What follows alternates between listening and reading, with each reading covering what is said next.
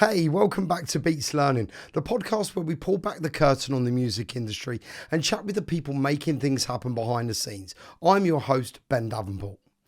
Today's guest is a tech visionary in the music space. He's the CTO of Downtown Music, the co-founder of Curve Royalty Systems, and someone who's played a major role in modernising how artists and rights holders get paid. In this episode, we talk startups, royalties, leadership, and the lessons he's picked up from building businesses at every stage. He also has a couple of very interesting side passions that we'll touch on later as well. But before we jump in, if you're enjoying the show, be sure to hit like, subscribe, and share this with someone who loves music, tech, or simply great conversations. It really helps us grow and keep bringing on brilliant guests like this. So anyway, now that's done, it's a pleasure to welcome Tom Allen. So, Tom, thank you very much for coming on Beats Learning. Thanks for having me. You're wonderful to be here. Oh, it's an absolute pleasure. Our guest number 5, episode 5. So, Wonderful. There we go. I'm not quite on the on the free the winning podium stand or anything. But I wanted to. The reason why I got you on today, I think one of the things that I really noticed about your CV or your career so far, obviously spanning over the last 15 years, is you've had this beautiful balance between startups and sort of kind of founding companies, but also then you've been part of these very big global established businesses.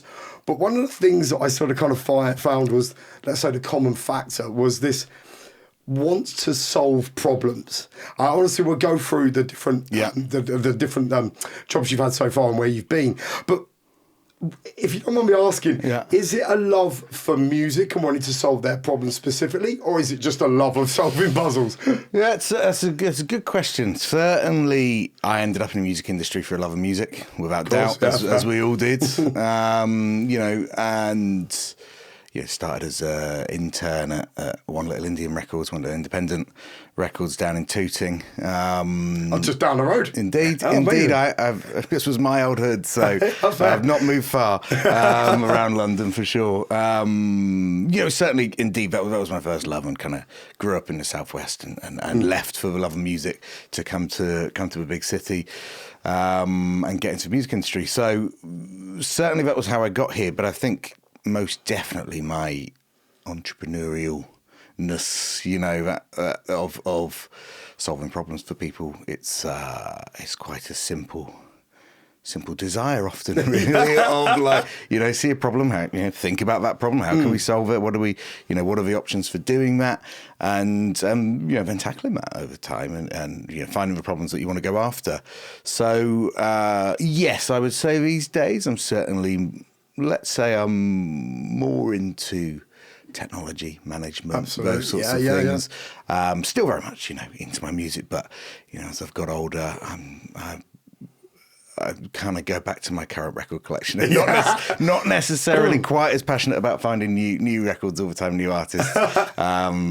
Being with two young kids now, it's funny how that dries up very quickly. Yeah, it does. Actually, but you know what? A question I'm going to ask you, because I asked Sylvia Montello, who I know last month, and it was the most surprising because we'd met before, but I didn't really know her sort of kind of properly, and she surprised me with her answer to this because she was a massive drum and bass fan.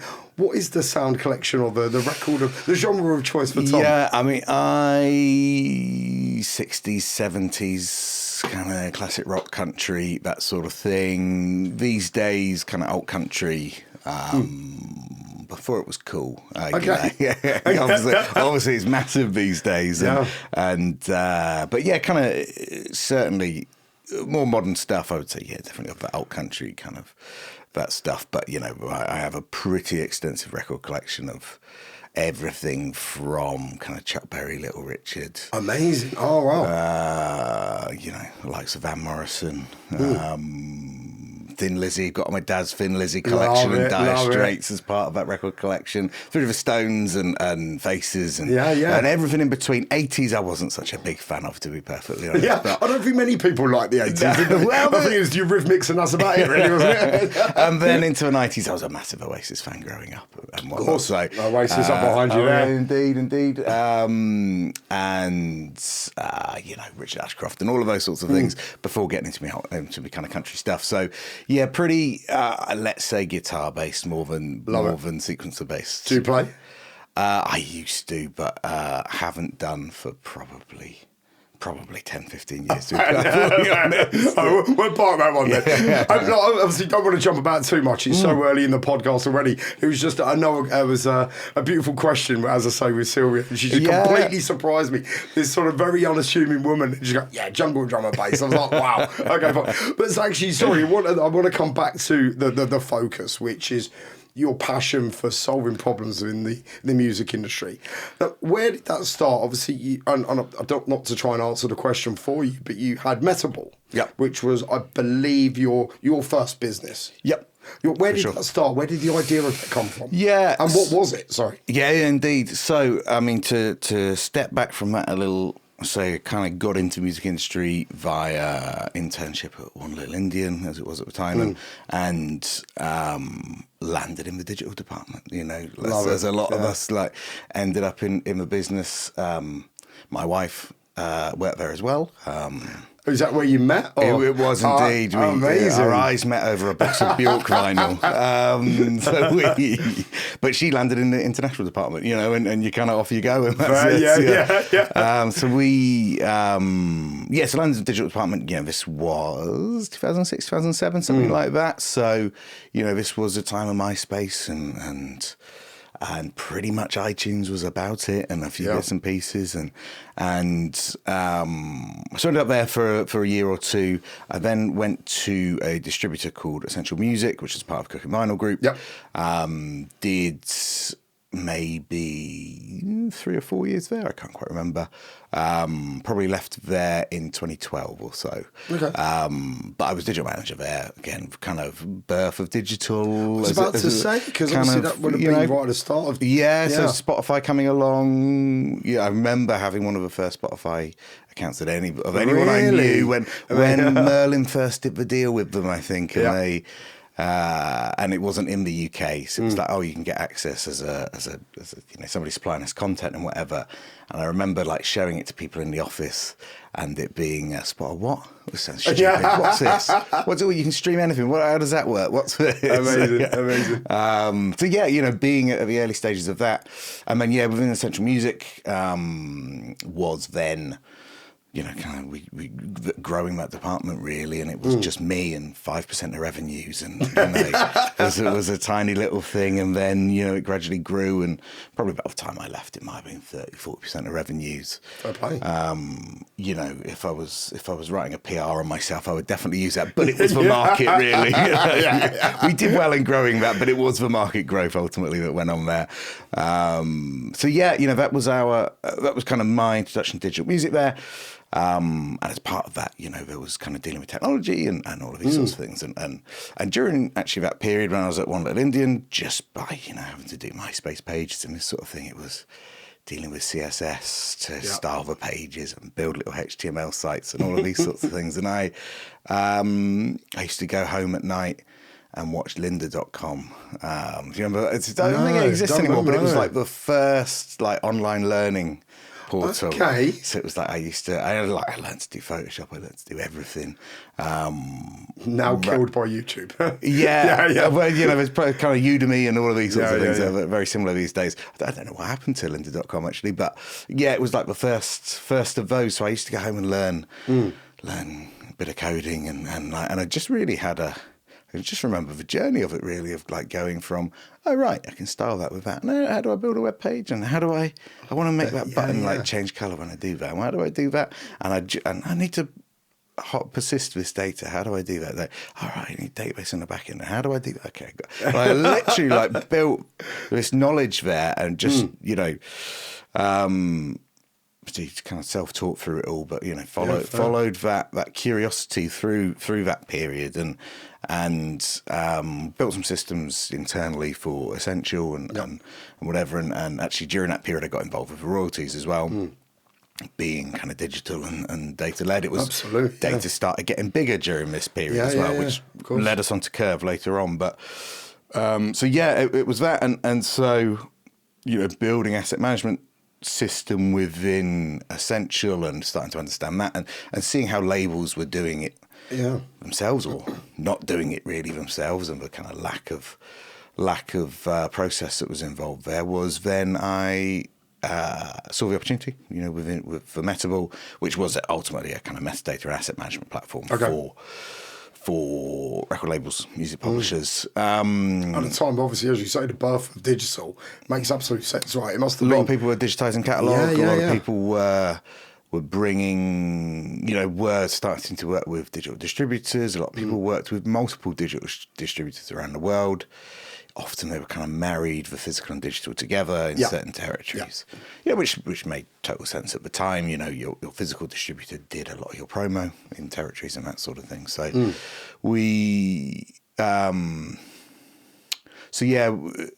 that was kind of what I saw with a lot of our clients. So Essential was like, okay, using us, they're using others, and all of these, no one really understood DDEX at the time, and all of those sorts of things. So it was then, that was like, okay, there's a problem to solve. And so that was what I left Essential to go and do.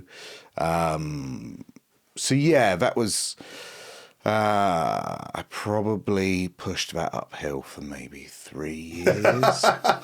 Okay. It wasn't the biggest success ever. I think, there are lots of platforms, say lots, there are a few platforms that work in that space today, Rights Hub, Open Play, etc. Those sorts of platforms that, really the fundamental is the same as to what we were trying to achieve with Metabol. I think our execution wasn't necessarily the best within there. The tech worked, it was good, it was fine. Do you think maybe, sorry to jump in, but do you think it was maybe a bit too early? Like you caught it at too much at the inception of the birth of digital? Or is it just, what did you learn from it? What do you think went actually wrong? I could forgive myself with that explanation, maybe. And I think there's some truth in it. Ultimately, right? I think we really today, we targeted it at smaller labels. The pricing of it was like, okay, start at a tenner and how much you store and these sorts of things, and people were still doing, you send it things and you Dropbox things and that sort of thing, and I think the consideration around metadata and spreading that around the world and making sure your rights were everywhere, you had it registered everywhere, wasn't such a big thing. Getting feeds into PPL was hard work, etc. So, I think you look at it today and it's like, I was going to say, you're too ahead of the curve. Data flows really easily today, and it's so indeed trying to prove the value of that business to people at that time when we were priced at a point that was pretty low. And I think there was definitely a learning to come out of that. Was really like what's the thinking about price and value and how those two things interact with each other. Absolutely. We had priced it in a way that people perhaps didn't see the value in it, and there are other things on the market that was like, starts at $1,000 a month, and you're able to sell the big labels. You're trying to do people a favour, and it tarnishes you. Yeah, right? absolutely. And when we got to Curve, that was very much, started to fall into that trap again. Really, just at the early days, but. Somebody said to us, we had a conversation with a pretty big label, and somebody said to us, and we'd put out pricing for Curve of, it was like 700 quid or something. We thought, this chunky deal, this is great. And somebody came to us and said, they didn't take that deal because they said, for a price like that, they won't be able to deliver what we need. Oh, really? And it was, okay, there's the consideration there, okay, it's crazy, that, isn't it? But and we changed our pricing model within that. And really that's what actually saw us shoot go off in a bigger, better direction around that by putting your prices up. Yeah. Did you change anything else about the business model, or was it literally just the price? And then suddenly we're like, they're charging more. There's more value to what they bring. They can support us. I really don't think we did change anything. That's crazy. But we had aspirations to offer a really strong business offering with that. And indeed the first deals we would have done, we were still working out, as you do with these things. You work out how your business model fits into other people's considerations within that and that sort of thing. So, yeah, we certainly. Maybe we might have changed the service. Maybe certainly how we marketed it. Maybe how we talked about it. But yeah, indeed, it's all the same, right? It's like crazy. Think about handbags, or whatever it might be, right? You can sell one for 20 quid down the market. You can sell one for 20 grand in a shop. Still a handbag, right? And it's still a handbag, ultimately, right? And maybe it's made of some slightly better leather, or Do you think then? And obviously, I don't want you to dwell on this too much. But looking at Metabol, had you, let's say, gone to bigger labels and actually charged more, do you think the success of it might have been a different outcome? Possibly. I'd say execution-wise, I don't think we were perfect there necessarily. Again, right? You were learning a new business. You're creating something that didn't exist, right? Yeah. For everyone else that's doing it now, is you that forged the ways. I guess. So take it, mate. Take it. All right, I'll have that. Yeah, I think possibly, indeed. You look back and from everything you know now, the experience that you've got now, could you have approached something differently? Of course you could have done. Of course, within that. So, could pricing have been a difference there? Could indeed market differentiation and these sorts of things? Without doubt, I think we could have approached a lot of that a little bit differently. Yeah. So what do you think, and obviously I know this is going to be quite a difficult question to answer from everything you've done during that time, but what would you say the biggest lesson you learned from Metabol was that you then took when you built Curve? Because Curve, well, as evidence itself has been incredibly successful. I think at its height, you had well over 1,000 labels using the platform. That was then acquired by Downtown Records, which obviously now, and congratulations on the recent promotion to CTO, where I'll come back onto that later. But obviously from something that, excuse the words, but fouled, to something that was incredibly successful. What did you take from one, from maybe actually, maybe to rephrase the question, sorry, we're going back around. What was something that worked that you transitioned, and what was something that didn't work that you learned from and transitioned? Oh, that's a good question.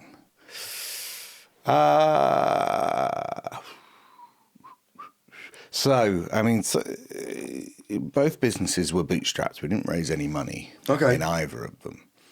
Quite rare in this industry, let's be honest. Yeah, and let's say Metabol was perhaps because we failed to raise any money. So okay, fair enough. We had a few conversations and went down a few routes with that, but we did, and once again, sorry to jump in there, but even then, looking at how investors, certainly my understanding of investors anyway, I've got a career in finance, I've mentioned it on previous podcasts, but investors themselves are looking for something that they know or they can understand, and it's going to get them an ROI, right? But obviously if you're saying, well, this is something that's not quite happening yet, but it's about to take off. Trying to generate the interest on that must have been difficult in its own right. You see, in the angel world, people do take a punt on stuff, of course. Pre-launch and all of these sorts of things. So, I think, but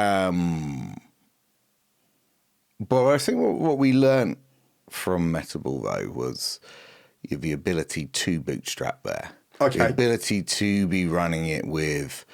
I did some consultancy gigs on the side and that sort of thing, and the ability to run it whilst doing some development consultancy and bits and pieces like that was possible. Okay, and I think that was probably did give us a belief going into Curve that we were able to do. It's not all about money. It's not necessarily. It wasn't like, well, I need all this money if you're going to hire these engineers to do these things. Actually, probably, one of the key things I did learn was you can just do it yourself. You can work into it, you can, learn it and build. There's them years of working on doing your own sort of kind of coding tuition. Fantastic. Absolutely. In fact, I spoke to my old flatmate. We lived in Brixton together from, might have been from 2009. Yeah, I think so. So during this period through maybe in 2007 I might have started living with him. Then he after the acquisition by Downtown, he said, I remember you sat on that sofa like listening to code every night, and it was like, hasn't that paid dividends for you? I was like, I totally forgotten about that, but yeah. So he used to come home from a pub and like, what are you doing? I'm like, Amazing. I'm learning to code. He's like, all right, okay. There we go, kids. Learn something new. Yeah. So I definitely think, that belief within that, I think is absolutely fair. Second part of your question was, what was something that we did that we didn't take forward necessarily? And I think customer validation versus outside validation was a big thing here. Okay. And this was, within Metabol, everyone said, this is a wonderful idea. This is great you're doing this. You're like Switzerland. You do this. This is exactly what the industry needs. Yeah. Except no fucker bought it. Right? That's it. And I think we... you listen to that message. You kind of fell back on that message a little bit too much. Yeah. When you weren't getting validation from elsewhere, it was like, well, that's the validation we need. They're telling us that we should be doing this. Great, we should do it. And clearly it wasn't true, right? Yeah. Within that. So whereas with Curve, we very much did. Literally was like, no, we're not going to talk about this with anybody. Like, we're not going to enter any startup competition. We're not going to do any of that. We're only focused on how we're serving our customers. And it was a really big thing that we did, like very quickly, like just got focused on the customers, how we solving their problem, like not interested in talking about it to the industry or anything like that. And we didn't do for years, to be perfectly honest. Like, if I started working on Curve in 2016, 2017, probably took 18 months to develop in total. Wow. So I was working kind of development consultancy gigs and that sort of thing to keep the lights on. Pay the bills and whatnot, and probably sat there at night doing it from pretty much like 7, 8 o'clock at night until about midnight for, as I say, pretty much 18 months pretty much to develop it. But that did give me the belief. I used a couple of contractors here and there to do some bits and pieces with me and whatever, but that did give me the belief from, the development side of things was like, well, we just carry on in a straight line until we get there, right? And it was, and so I think, that's the positive and indeed the negative taken from Metabol was like listening to other things and not actually listening to the pure business signals that are there that say, and of course we listened to that in Curve and it drove us. Maybe the business signal was there, so we didn't need to do the other stuff. But our focus was definitely on the business rather than that. But indeed, you've asking about the two things, what have I learned from each of them or whatever. Slowly working on a piece, a talk about this. Startups of Innocence and of Experience. I was about to say, that's actually on the list of things. I wouldn't say next, but it's certainly coming up. Because actually, a quick question I do have, because obviously, like, if you don't mind me saying, I'm very conscious how I phrase it, so I just want to make sure I consider this properly. Don't offend me. No, it's definitely not offensive. It's actually more, let's say, a good thing about your character, because to take a business which you identified as an opportunity, spent some time on it, obviously your own money, everything like that, which then, and once again, excuse the wording, but didn't work, it failed. Yeah. But then to still have the motivation and dedication to then go and start something else and put all that time in for 18 months, where did that come from? That's a good... That's an insightful question there. We try. That's what it's about here, mate. That's what it's about. This is therapy here. You're welcome to Ben Davenport's Love Hour. That's a really good question. During that period, I, and actually, to talk about actually the decision to close Metabol down, in fact, that in itself must have been, sorry to jump in, that must have been a difficult thing as well, right? Staring in the face of the abyss and being like, we got to stop. And it's like, it wasn't a total failure. Like, I probably earned $3 or $4 grand a month out of it at the end. Oh, okay. And it was just me running it in the end. And I'd had other people, a guy called Tom Gillette had been kind of a co-founder with me. And when it wasn't working, working out. You know, he moved on to other things, so it kind of just left me ticking over with it. And then consultancy gigs have kind of picked up around this, and kind of around the same area. I did some work with the British Library, in providing them kind of infrastructure to take DDEX in and catalog it and some of those sorts of things. So I'd done a bunch of those sorts of things there, and I had taken a decision eventually of like, you know what, this is just a distraction for doing anything else. Okay. Ultimately holding me back from doing it, because you're just like, okay, well, I've got to keep supporting this thing and doing whatever, and you know, money was fine, and you know, probably taking home a couple of grand a month out of the back of it or whatever, and but I really did get to, you know, a moment that was like, actually the smart thing to do is to shut this down and to move on and give myself room for other things, and I did that, and actually, you know, when I kind of got to that moment, of course, you know, a couple of people popped up and said, "Oh, what are you doing with that? Do you want to, you know, sell it to us and do whatever?" And I was just like, "I'm done with it. I'm done with it. We're just going to shut it down and move on." I kind of let the labels know, and we closed it down there. That kind of led me to probably a couple of years there of consulting and doing bits and pieces. Oh, okay. You like, so I was, you know, I think I was probably, you know, I had to kind of lick my wounds there a little bit. Because, you know, you go out into the world there and you know, ballsy about it. Like, we're going to change the world. We're going to do this. We're going to do that. Because you look back and it's like, it was a bit of a fucking database. Like, get over yourself. But you know, you go out into the world like that. But to you as well, though, it's your baby. I get that, absolutely. Absolutely, yeah. And you got to be bold and absolutely. So anyway, you know, I had probably a year or two of kind of licking my wounds there a little bit. And Ray Bush, who's co-founder of Curve, he ran a company called Music Royalty Company, and I went and did a bit of work for them. It was kind of dashboard for some royalties for their clients and that sort of thing. And he said, "Oh, can you come and give us a hand? We're using this one piece of software to do the royalties on." And so essentially they're the royalty accountants using software. So obviously we replace the software in their business as a starting point. So, but he said, "Can you come and have a look at, you know, some piece of software for us to look at replacing what we're doing right now?" So we went around and we looked at the market and looked at a whole bunch of pieces, you know, everything that was out there, looked at them all, and none of them fit the bill. Oh, really? None of them were scalable enough, or if they were scalable, they didn't have the feature set required for it, or they were part of a company that wasn't necessarily that well looked after, say, or whatever. So we kind of got into it and we said, like, okay, like, there's an opportunity there. Let's do it ourselves. Amazing. And I can remember having a phone call with him and he's like, "Well, come on then, like, let's get on and do it. See the opportunity here." And I was like, wow. And I nearly didn't do it. I said, really? I remember a phone call. I stood outside my granddad's house in Devon, in fact, and I remember a phone call, and I said to him, you know, this blockchain stuff's coming along, and it's gonna change the way these things are done. Like, and I didn't know nothing about that, so like, I'm not like, you know, I think this is going to be blown out of the water.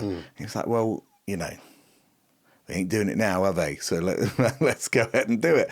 And just, you know, that's quite an interesting moment and consideration there, right? Of like being afraid of like future technologies there, of like, oh, this is going to change the world in the way we're going to do this. And of course, like, it didn't get close. Still not close, right? You know, almost whatever it might be, 8 years later or something like that. I was going to say, You know, for it to there to be, you know, the technology still not to be there, or the implementation of it, or no one's quite have the insight of it, or whatever, to attempt to tackle it. So it was quite a.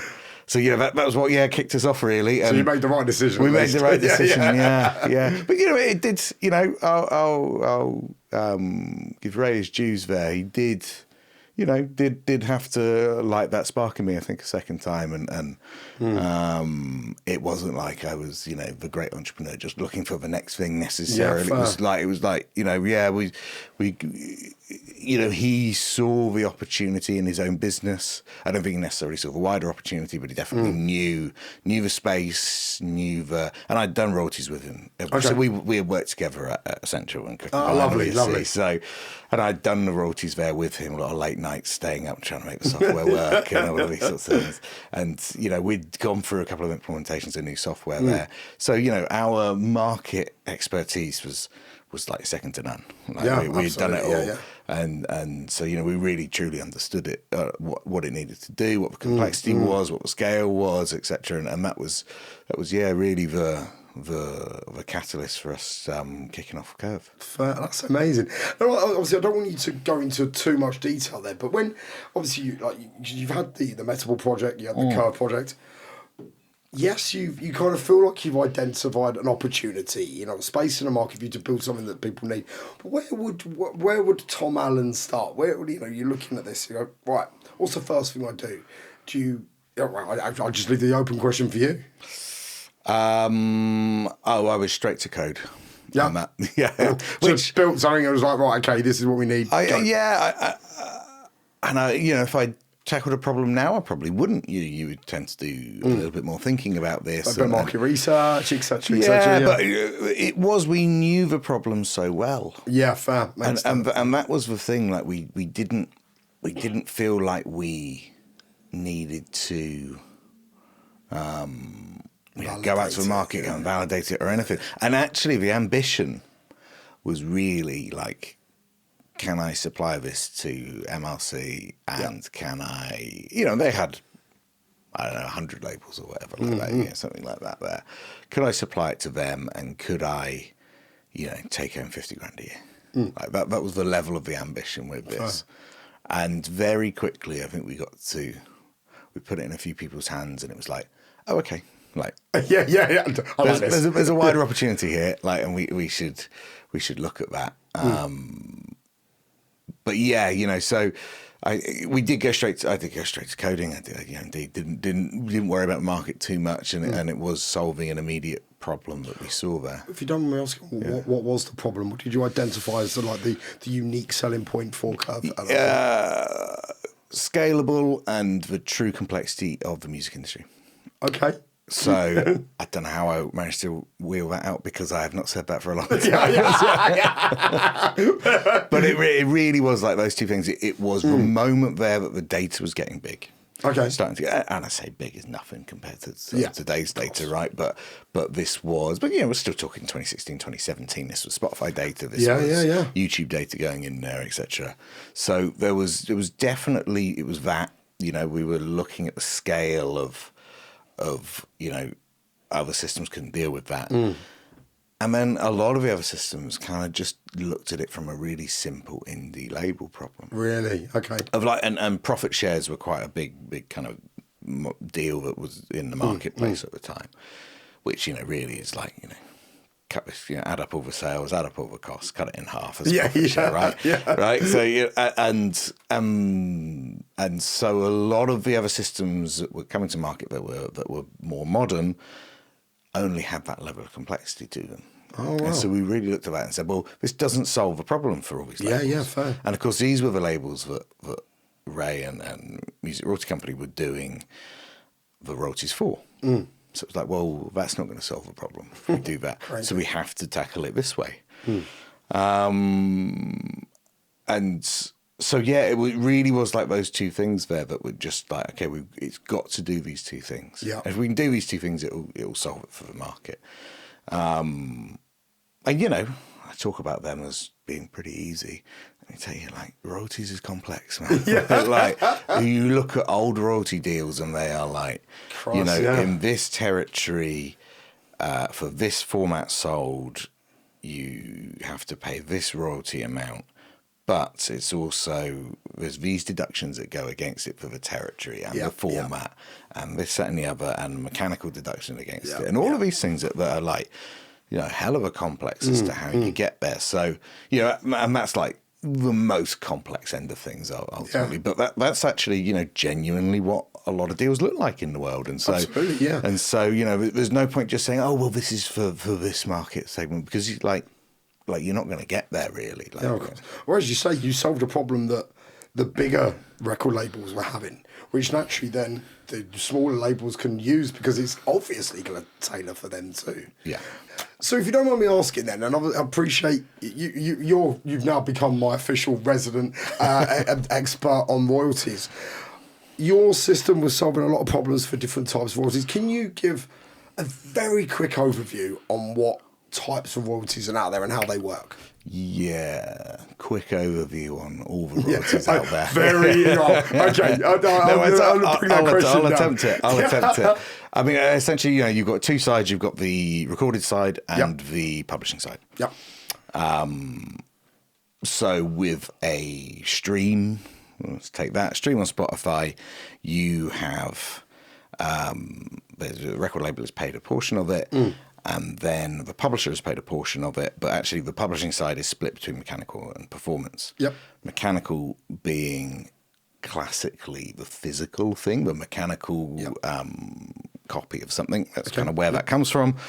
And the performance being, it is kind of a little bit like radio in that sense. So downloads always have mechanical to it. So streams have a mix of that. Yeah. Not knowledgeable enough to tell you how that changes around the world, but that's good enough, right? So really, we've got three rights there.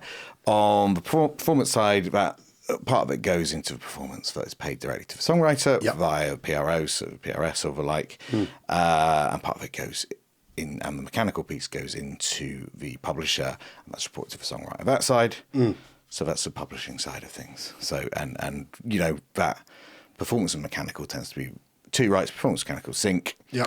Tends to be the core rights that happen through that, and the royalties tend to look like you get paid a straightforward percentage of the performance, a straightforward percentage of the mechanical within that. In fact, on the Curve website, we do have Royalties 101. In fact, you can link to it to get all of the things right that I've got wrong here. And then on the recorded side of things, that money is paid to the record label. So, and the record label then has the deal with the artist, and then they report to the artist via using something like Curve or whatever it might be. Yeah. So what those deals tend to look like, they could look like, talks about kind of classic royalty deals then, they tend to look like you might pay a royalty of 15% on... Slightly, might vary a little bit on different formats. So physical, you might pay 18%. Digital, you might pay 15%. You might have a few deductions in there and costs recoup against that.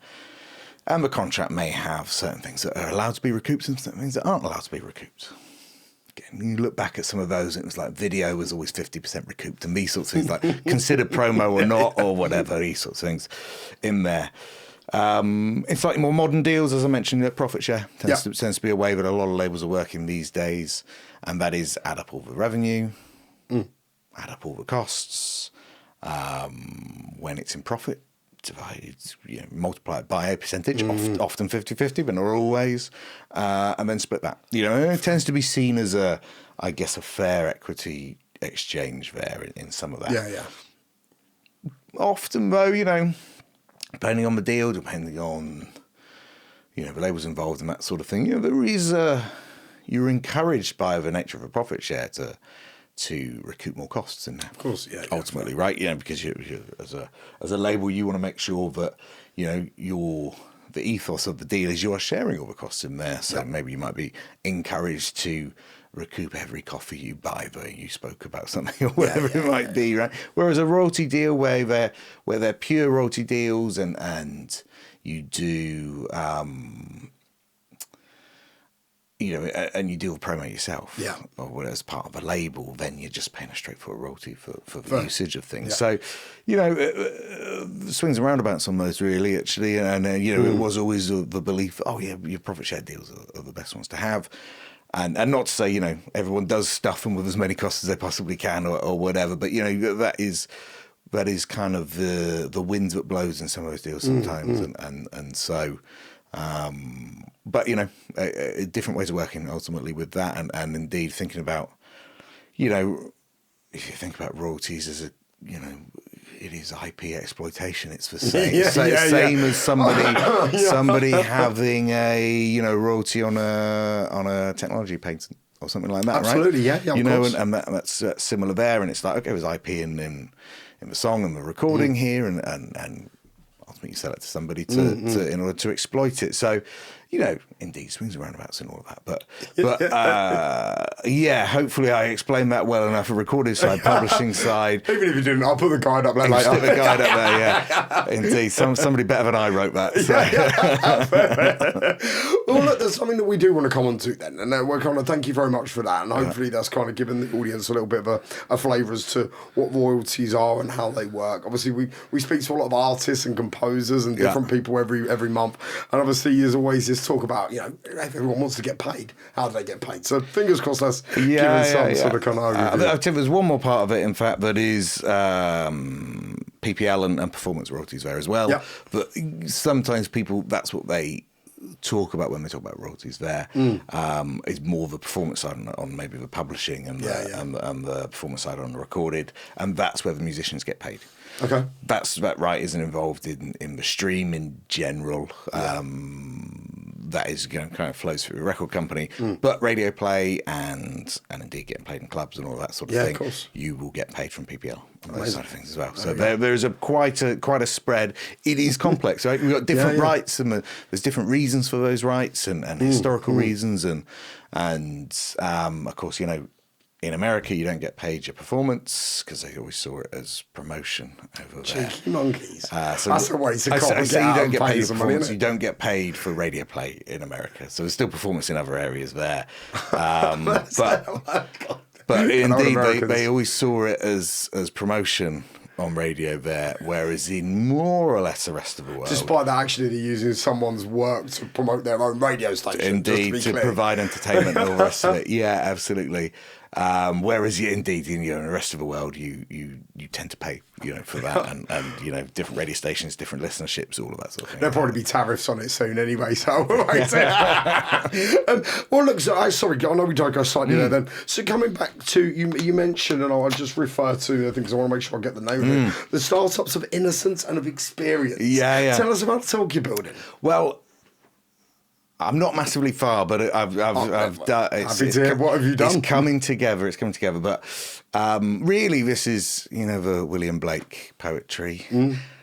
Tiger. Indeed, very well done. As it came out of my mouth, I thought, why am I assuming you know this? You do A-levels. I actually know. I did do my A-levels, but actually, I used to watch a program called The Mentalist. Right. It was like one of my favourite TV programs, and it was the tiger burning bright in the forest of the night. It was one of their sort of kind of like things where there was linking to the bad guys in it, essentially. Right, okay. Doing that, so that's kind of my main reference. I did know the poem beforehand, though, just so we're clear. Which, of course, was a collection of poems. William Blake, who actually was not known in his time. He had one review in his lifetime. And so, of was course, it 5-star though? I don't think it was particularly positive. Kind of, bit of a, let's say, not of his time, I think, in his thoughts and that sort of thing. But actually, might have fit in today a little bit better. And of course, so he's done well posthumously, for you sure. You say that a lot of people, though, right? Christ, absolutely. Van Gogh. But I was about to say exactly that. So anyway, so this collection of poems. Songs of Innocence and of Experience, or is it just called Of Innocence? Anyway, because there's a U2 album that used the title as well, which we won't reference. But a great juxtaposition in there of the innocent side of things, of being childlike and being kind of beginner's mindset of things, and seeing things for the first time, and the experience being of the adult mindset, and understanding the world a little more, and these sorts of things. So. I like that juxtaposition. I think with Metabol and Curve, we've got a real I really feel like there were moments in that were like, oh, there was the innocence of little Tom, like startup innocent beginner mindset, and like, but like, you know, really like that. It's really that innocence of it there, of like, yeah, no, we're going to try and change the world. We're going to do this. We're going to do that. Yeah. Compared to the experiencing curve that had like, yeah, we don't need to do that. We're going to go and focus on these things. And knew where to focus and do these things. But you know, it is, there's a bit of kind of pre and post in there, and the experience, you've got to go through the learning in order to have the experience within that. And I think, you know, it's and that's why I'm hoping to get this anyway, ultimately, and to do a little kind of 15-minute talk about this, and to be able to talk about, well, you know, actually in the pre-state, in the innocent state, beginner's mindset, you know, all of those things, but you know, you're able to go into the world and do those things, but also you focus on the wrong things that are in there, and with the expert mindset, you can. Yeah, the expert mindset is one that really blocks you. I've got to say, actually, like when you are, you know, I talk about expert mindset. I've gone on, you know, a further journey than that since, right? And to think of, you know, putting a startup back out into the world now and everything I know now and all of those sorts of things is a lot more scary, possibly, right? Yeah, you know, to think, course. okay, well. Yeah, anyone can do that, and you know we've got to do this and we've got to do that, and you know, and that expert mindset is really quite a blocker compared to, I had absolutely no doubts about like quitting my job and doing it. Yeah. So it's that's what I'm trying to work on there with really trying, you know, just tell that story. I think just for myself as a bit of therapy through it all, or whatever, right? To you know, just to sum up Confessions of a Music Entrepreneur. There we go, new title. But you know, just to sum all of that up, I guess, and feel, you know, be able to you know, understand the process that I've been through there a little better. I love it. And are you looking to aim it at a particular type of person, or is it just anyone that's kind of like... Literally anyone who will listen, I'll tell it to. Sounds a bit like this podcast, mate. No, I've got a date in with Matt Cartmel, actually, with Music Tech UK to go and give that as one of their things there. Tom's TED Talk. I mean, excellent. I feel like, that's the right audience for it there as well. Like people on that journey a little bit. Some might be well beyond that and might look back on their time. Some might be on that journey and go, well, yeah, like that's what we're doing here. Like what? Yeah. It's a fun story and educational, right? So hopefully inspiring too. I think your background certainly has inspired me anyway. Just as I say, coming back to my point earlier, being able to start something and then focus on something else and then build it up and continue doing that. And it's fantastic. Well done. Thanks. Yeah. Thank you. Well, look, moving on then. So we've then got not just your talk, but actually what you're doing with developing leadership programs and what you're doing with Downtown at the minute. Can you tell us a bit more about your leadership program that you're building there? Yeah, absolutely. I tell you what, let's finish with story as to how I got to Downtown, shall we? Yes, actually. Well, yeah, sorry. I definitely jumped ahead there. I do apologise. No, that's all good because that does fit into the, you know, that kind of talk side of things. But so finishing with a journey of curves. So we were, where were we? 2019, a guy called Richard Leach joined us, and he's now the president of Royalties at Downtown and leads Curve. And he was a big, best hire we could have possibly made at that time. And we've worked together for many years. He came from digital distribution background at IODA back in the day, and worked with me at Essential, and then he went to ADA for the period. We didn't work together and see each other a lot, and then it was like, okay, we started making some money in Curve, and it was like, okay, we needed to work out growth strategy with that, and it was like, I know a guy who can sell this. So I rung him up. Stood outside our old workplace. In fact, I was back in there selling to them or doing something there, and I thought, I'll give him a quick ring just as I'm walking up the road. And I rang him up, and he said, "What do you want? You gonna offer me a job?" And I said, "Yeah, I am actually." He was like, all right, let's have a chat about that. You were saying that you signed a Ghetto Blaster and played Careless Whisper, wasn't you? Come on, mate, don't give me that phone call. So yeah, so anyway, we brought him in, he very much was like exactly what we needed in that business, and like really led us on that kind of sales journey. And so yeah, it was me and him kind of in the business. Ray continued to run music royalty company, leads in here and there, but ultimately, yeah, it was me and Richard that kind of that took the company forward then, and we grew the business over time. Going into COVID, we might have been 4 people, I guess, early 2020. Really? I was the only person hiring in April 2020, let me tell you. Everyone else had shut up shop. I rung a recruiter I'd used before, and I said, we need to I rung the number that I had for the guy, and no response and whatever. Okay, well, I'll email in or whatever, and the guy picked it. The guy picked it up. He was the CEO of the recruiter, and he said, "Well, I've just put everyone off on furlough, and no one's hiring." And so I got an amazing deal for that one. And that carried us through quite a few years until we said, I think it's time we renegotiate this one. But yeah, because we were all remote anyway. We utilised MRC's office in London Bridge a little bit, but not really. So then we were remote anyway. So going into that, I think we were 4 people. It was Matthias who joined us from Hospital Records, and another developer at that point in time. So going to that, and then we grew, and I think we were probably 8 people when we came out of COVID in 22. Oh wow! So just grew. The only company in the world to double in size during COVID. I love it. Us and Zoom, maybe. So we came out of that, and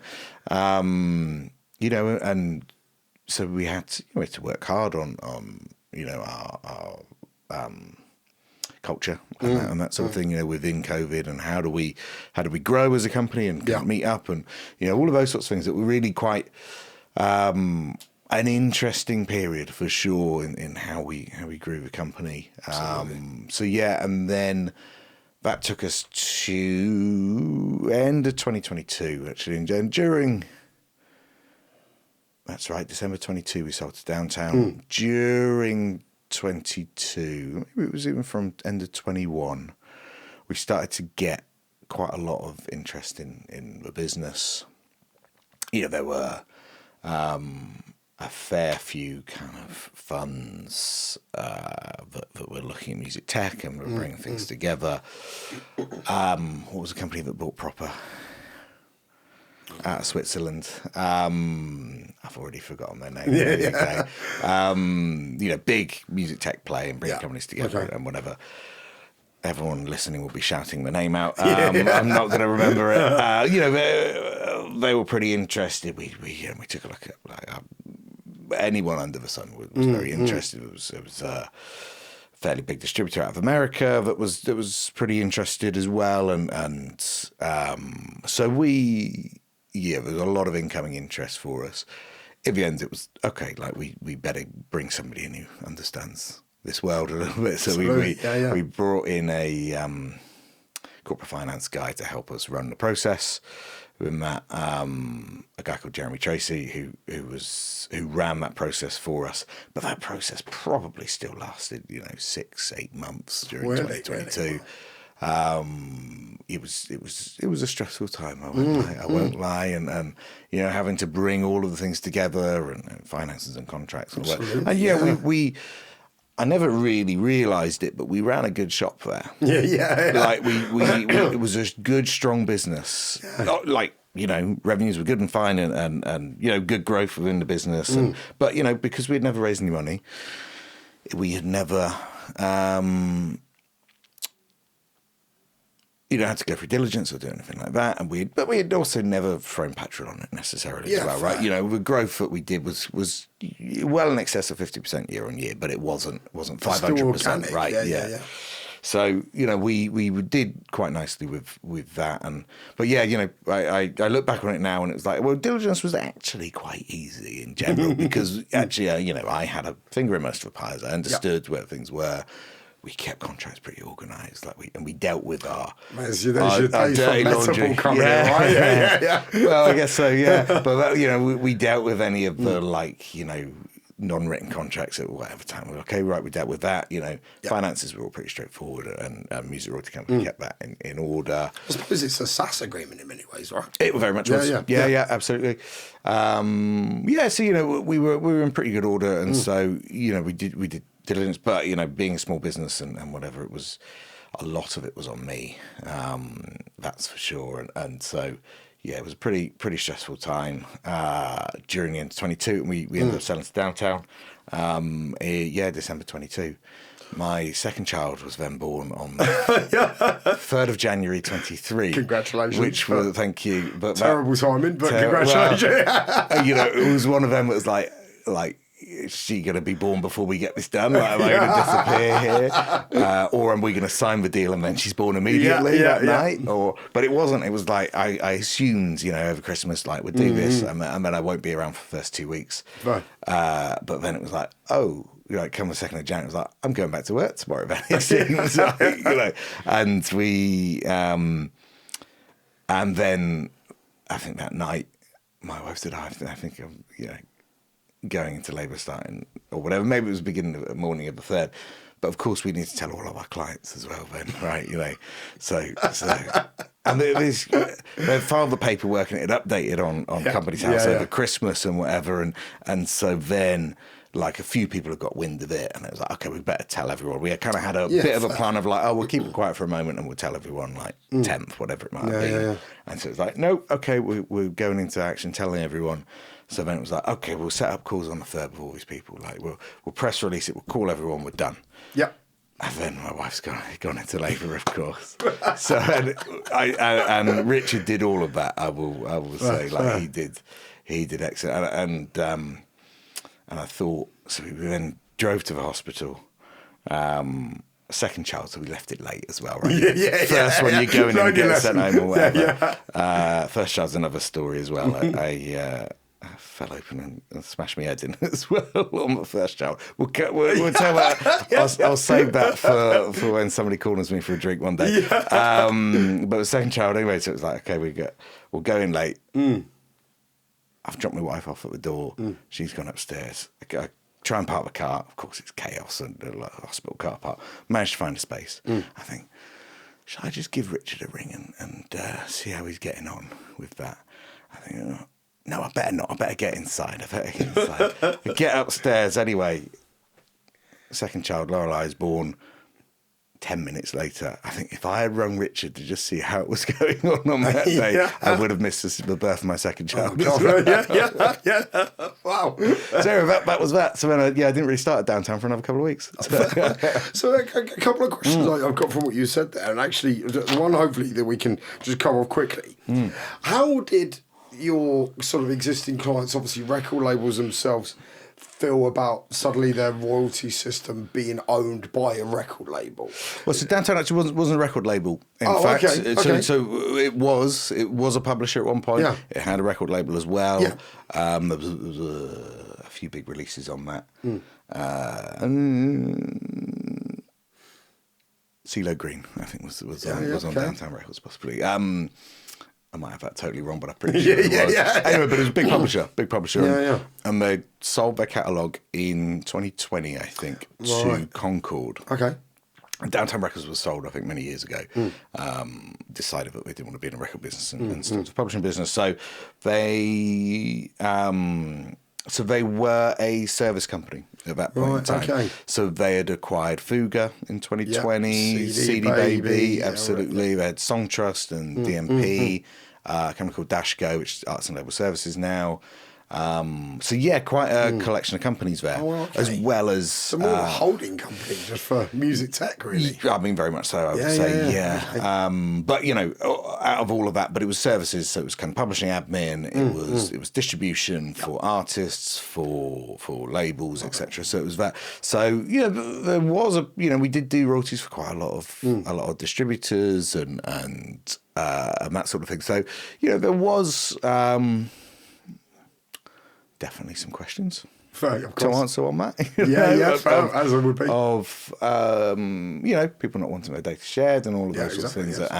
And we've always made sure that that's a very, this is a business based on trust ultimately, right? When people are hosting their data with us and their contracts and all the rest of it, like it is absolutely a business of trust. And we've always been very, no one's ever tried, to access our data. But also we've been staunchly like we have to really keep this safe. Very boringly, early on, we had some pretty big clients, Netflix, Sony Pictures, and all sorts, like some big corporate clients. And so, we needed to be ISO 27001 certified, which is about kind of data management. This from the payments world, right? So we were, I think, slightly fortunate that we were pushed down that route by a few clients. It was like, we really need to get this in order. So I'm quite an expert at these standards now, let me tell you. So we did that, say early doors, and that got us, that meant that we really had things like access controls in place and all of these sorts of things that even meant, developers didn't really have access into the data if they needed to and all of these sorts of things. So, that was, so, ultimately we were pretty tight on everything there, and there were no issues still. Actually, service was normal pretty much. It was literally not. We didn't drop a beat ultimately, and we really did continue on our path. So we got a question then before we sort of kind of move on to your leadership in downtown and things like that. You mentioned a second ago, obviously, you had some interest in Curve from a number of different from a number of different companies. What was it about downtown that made you decide on them? I think their track record of more money. I'm joking. Sorry, mate. Go on. I was going to give you a very political answer. No, I mean, obviously the structure of a deal, of course, helps matters entirely. You often can be offered shares, and you can be offered to kind of earn out as well as cash at close and whatever. So all the deals look a little bit different. So, indeed, the structure of the deal did make some difference within that. But it was like, I think if you had asked me in 2020, like, who would be the ideal party to acquire you after seeing that they've acquired Fuga and they've acquired CD Baby and all of these sorts of things, it's like, those guys know what they're doing. You'd be loved to be acquired by them. Didn't think about it since, I remember thinking about it at the time and being like, that's. And so that was, when they reached out, it was like, okay, this is good. A guy called Tracy Maddox was the guy who ran the deal over there, and so it was definitely, they had a good ethos of where we fit. In there of indeed music tech being brought together, how cross-selling opportunities within that, and how we bring all of that together out. And so they, that really felt like it was a good spot for us, really, is to allow us to. We wanted to keep the business as it was and continue to grow it.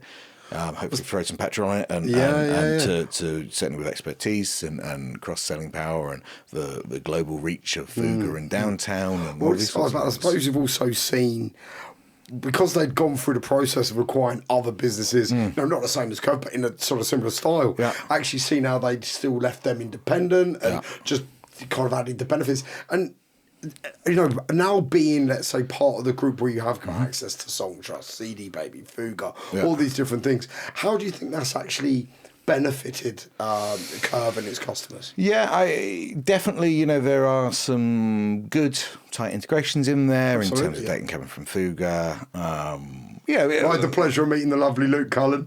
Oh, did you? Well, it didn't work out in the end, but great guy, really knows his onions. Yeah, absolutely. We had... I think the integration piece of that is strong.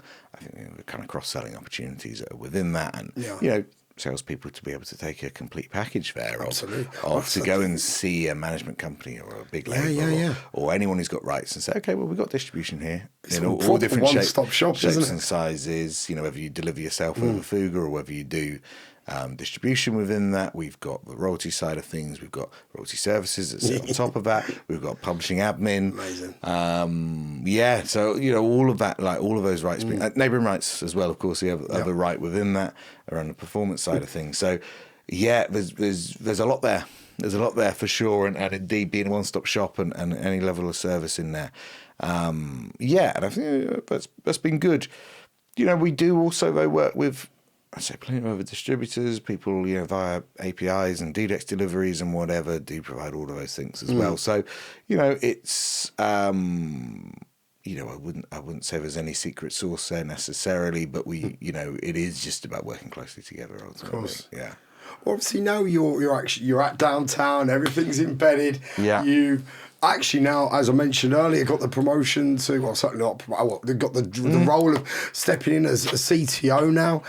How does that feel now to be sort of kind of, not only were you acquired, but now you're kind of controlling their tech element across the board, across the group? Do you have any goals, or is there, what do you want to do with the role? Yeah. Yeah, it's interesting. Other side of the table now. Exactly. I'm the one telling everyone at Curve what needs to be done and whatnot. The role is an interesting one actually, and just to touch on how I ended up there. The previous guy who held the role of CTO at Downtown, a guy called Manan Vohra, he unfortunately passed away last March. Maybe April. And so I took the role on as an interim period of obviously we were heading into a period of with the Universal Virgin acquisition of Downtown. It ended up being at the end of the year there. We were heading into a period that we needed to be, strong around some of those things. So it was, they asked me to take on an interim period, and then that very quickly looked like, okay, this is the route we're going. That's been interesting, picking that up, kind of mid-flight, no Passover or anything from him. The rest of it you might get or whatever. So, we kind of, picked up a few of his projects in flight and moved those along. A lot of, a group level CTO of something like this, which is a group of companies, and companies largely acting independently. We obviously work together on many things, but what that really looks like for a CTO role is about how do we kind of focus on things like standards. How do we think about kind of security standards, ISO 27001 stuff, and these sorts of things that are like, okay, how do we bring these across the group? And improve those where they need to be improved. And so companies being brought together and a lot of these things. How do we think about how we develop software? How do we think about the technologies that we use? Coming from M&A, like of companies being acquired and put together, of course you have lots of different technologies. If you built this thing from the inside out from a single tech team, you would likely use the same technologies. And so what that tends to look like is you have to think about how do we interoperate a little bit? How do we make sure our APIs are up to scratch and available to unifying the technology, right? So we haven't done full rebuilds of stuff to move it into kind of other technologies. We have tried to reduce the amounts of technologies that we use in the business. Makes sense. But not aggressively gone about that. No, you're going to go and rebuild that in this other stack necessarily. Of course. Because again, we've focused on growth of the business and those sorts of things. So then if you're not going to do that, then it's about, well, how do we create standards that mean that, people can work in different technologies, people can do things, but everyone works in the same kind of way. Makes sense. Software development, life cycle policies, and these sorts of things, right? I am fun in this job, really. But and it's about that, and it's about how do we innovate in the business as well, right? And how do we come up with new innovative products that we might do within, or even just a combination of these things, whether that's like providing splits in food via Curve and these sorts of things. How do we make sure we can do a lot of those things? And within a bigger company, it's some of that stuff becomes harder, right? When you're an entrepreneur and you're on your own, oh, I'll just do that today and off I go Yeah, and do yeah, it. of course. Whereas when you're in a larger company, you know, a lot of it, you know, there's quite a lot of reporting, there's quite a lot of communication that needs to happen. And you're ultimately, you know, that is, I think, you know, my role as a CTO, it's, you know, it is about strategy. It's about, and you know, how do we set that and know where we're going? Yeah. But really it's about communication. It is just about, you know, how do we make sure that how do we communicate with people effectively? How do we get the reports coming back up from people, you know, and you know, it might not be a written report. It might be, you know, we do, you know, monthly tech ops meeting now that is, we introduced recently that is like, great, let's look at all the projects we've got going on. Let's talk about them. 15 minutes. Yeah. All the exec team's there. We talk about it. Great. Everyone knows where we're at this month, and we know what's coming next. And so it's, you know, those sorts of things that you tend to implement to, you know, try and empower teams, and then make sure we can lean in and help where we can. A lot of that. So one of the, I suppose, one of the biggest changes that I'm noticing, well, based on your career. Yeah. Obviously, you've had this leadership role of, exactly as you say, as a founder, as an entrepreneur, as a startup, working with a small team, and then suddenly being in this position where actually now you're leading multiple companies with multiple teams working on different tech, as you say. Yeah. How do you think your own leadership styles had to adapt and change during that? That is a good question, Matt. Thank you very much. One that we're doing well today. One that I have had to think about, I think, a lot, you know, in recent years. When I think about how you are as a leader within a startup. Absolutely, yeah.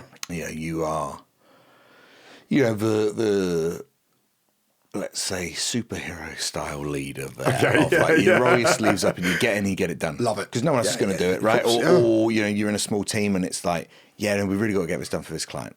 Okay, I'll work all weekend to get it done and we'll deliver it and we'll get it done. Yeah. I used to work over Christmas all the time, but I used to absolutely smash it out of the park because no one was bothering you and you were just like, great, you go and do it. So I was definitely that sort of leader there, leading by example, kind of inspirational by, you know, by effort, I would say with that. But I've been fairly well read on this subject and realised, I think, early on that this was the important thing. Even kind of in my Metabol time, I would say, that even though the team never got bigger than 2 or 3, like it was like, okay, you know, this is what you're supposed to do. You're supposed to, you know, work out how you communicate with people and encourage the staff and these sorts of things. So I've, you know, indeed spent 15 years reading on the subject. I've probably read every business book going and whatnot. And that's that self-education. Indeed, I did my little coding courses on lynda.com. Proper management here. Right, and then a business in the background. Right, third place here. But, you know, that... so, you know, I've certainly educated myself on that. And I do think about how that's changed over time. A couple of irritating phrases. Everyone at Curve will hate me for repeating constantly, but what got us here won't get us there. You know, like maybe rolling up our sleeves and doing that at that point in time worked when it was 3-4 people, because that was the important thing that needed to happen. Of course. But when you are 15 people, it's not the right thing to do. Of course, you've got to take a different approach. So definitely that, and the rule of 3 and 10, in fact, as well. This is what works with 3 people doesn't work with 10 people. What works with 10 people doesn't work with 30 and 100, roughly tripling. But the rule of 3 and 10 in that, and I've found that to be really helpful as basically about. At 6-7 people, stuff starts to break down, and you go, we ought to actually have an all hands every month to make sure we're all aligned on what we're doing. We ought to do, you know, break this into 2 teams for this thing or whatever it might be, right? Whereas before it just worked as a single team or whatever it is, and you know, the same can be said as once you hit about 20 people or something, it starts to break down. By the time it gets to 30, if you haven't changed it, you're done. You've gone. Right? So, and I think that's been, you know. Those 2 things I think have been quite helpful over the years to be like, this is supposed to break down now. We have to think about this differently. And to at least be, you know, have it in the back of your mind as you add new people to the team. And, of course. And so, you know, now I would say, and you know, I'm talking about, you know, 3 to 10 to 30 within Curve. And of course now within downtown, it's 600 or so people. Wow. What a jump. Yeah, tech being 100, 120 possibly within that. So there's plenty of people there. But you know, I think thinking about that, the kind of 3 to 10 to 30 piece of that was definitely, you know, the starting, kind of a superhero mode, moving into more of a perhaps a little bit more teaching and mentoring people and that sort of thing. Then kind of moving into, okay, well, we need to, I guess, you know, set our goals as a business here, and how do we set that? And how do we communicate that with people? And that, you know, that's how you get, you know, maybe a team of 15 people to start to pull together on some of that of like, as Jim Collins calls it, the BHAG, big, hairy, audacious goal or whatever that we're working towards. But like, actually your work there is to stop the moving in all the different directions. It's the clear picture, a clear vision of where you're going, vision right? Of where we're going, and to say, no, we're not doing that because we're focused on this. And, absolutely. And doing some of those sorts of things that I think are, you know, they're the things that you gotta keep, you know, picking up and learning as you go and saying, all right, this is the moment, but we've got to think about this differently and do that. And now, you know, within downtown, I think it's more of a, you know, because, you know, often the CTO role cannot be further from technology at times. I would tell you that. Like, you've got all the people like leading all of the teams. There's a lot of delegation, a lot of man management, really. There is within that, but you know, I think it is about the leadership of that. It is about the coaching of that. It is making sure people have got the skills and that knowledge. And great, your part of this is, you know, you've got, you know, 20 people that you've got to manage here. How do I make sure you've got the skills in order to deliver on this? To have the right mindset, the right communication skills, and all of that sort of thing to make sure that you can manage that. And then it's about, you know, setting strategy, and then, you know, as strategies are, everyone thinks of it slightly differently, and of course, but you know, for me, that's kind of, it really is about, you know, who are we serving? How are we serving them? And then everything else fits into place from there, really. And you know, to really make sure we're setting that. And in downtown, let me tell you, there's a lot of it. There's a lot of like, oh, this business over here is doing this. Oh, this business over here is doing that. Okay, right. You know, how are we? Okay, it's kind of the same thing over here. Okay, how do we think about that? How do they interact with each other? What do we need to do? It was a lot of that. So yeah, then it is actually, you know, leadership in a role like this is actually going and doing your thinking often. Also sounds like a lot of great organisation as well. Just knowing a million things that are going on and knowing to be on top of them, or certainly be in the know of all of them. Yeah, it's about setting mechanisms. It's about setting systems and processes for a lot of that. Like, you don't need to know everything that's going on. Trust the people that do. Absolutely. Absolutely. Like, you know, you don't need to be micromanaging every little, and nor should you, because let me tell you, if you saw all of the things that were happening in a business all at once, you know, you wouldn't get very far. You would never sleep, right? So you've got to make sure, and it's about, you know, having the right people on the bus. As Jim Collins, I mentioned him again. Again, everyone within downtown will be fed up with me talking about Jim Collins. It was great author. Some really excellent books there that you know, just have those simple considerations in there. Having the right people on the bus. Like, who are the people that we need in the right seats that allow us to go where we need to go? Love it. Like that like those kind of core concepts in there that are not about, okay, what are all the things going on everywhere, and how do I micromanage that and micromanage that? But just like, no, if I'm doing that, I haven't got the right people in the right place. Correct, yeah. So let's get the right people in the right place. Let them take responsibility for their areas that they need to do there, and then, you know, for, you know, myself and I'm working with others for us to set strategy around that as to how do we think about, you know, the business in this way, in this area. how do we need to, narrow the focus on certain areas right now, or interact with other companies, or focus on whatever it might be. But to try and set those strategies and focuses for what matters to us as a group and what matters to them as an individual company. Yeah. I must admit, that makes your... And the topic we'll come on to next, which is obviously your leadership training and things like that, makes a lot more sense now you've explained it. So thank you for making sure we bring it exactly. We're bringing it back. But actually, one question I do have just before we do move on: is there anything you miss from sort of kind of going from that, as you say, that hands-on management leadership role to the sort of, let's say, back seat of the car, looking forward at a distance? What's the thing that you miss the most, if anything? Yeah, essentially, making this transition, my interaction with people is a little bit different. Okay. You have to put the big boy hat on. I'm the CTO now. Don't believe it.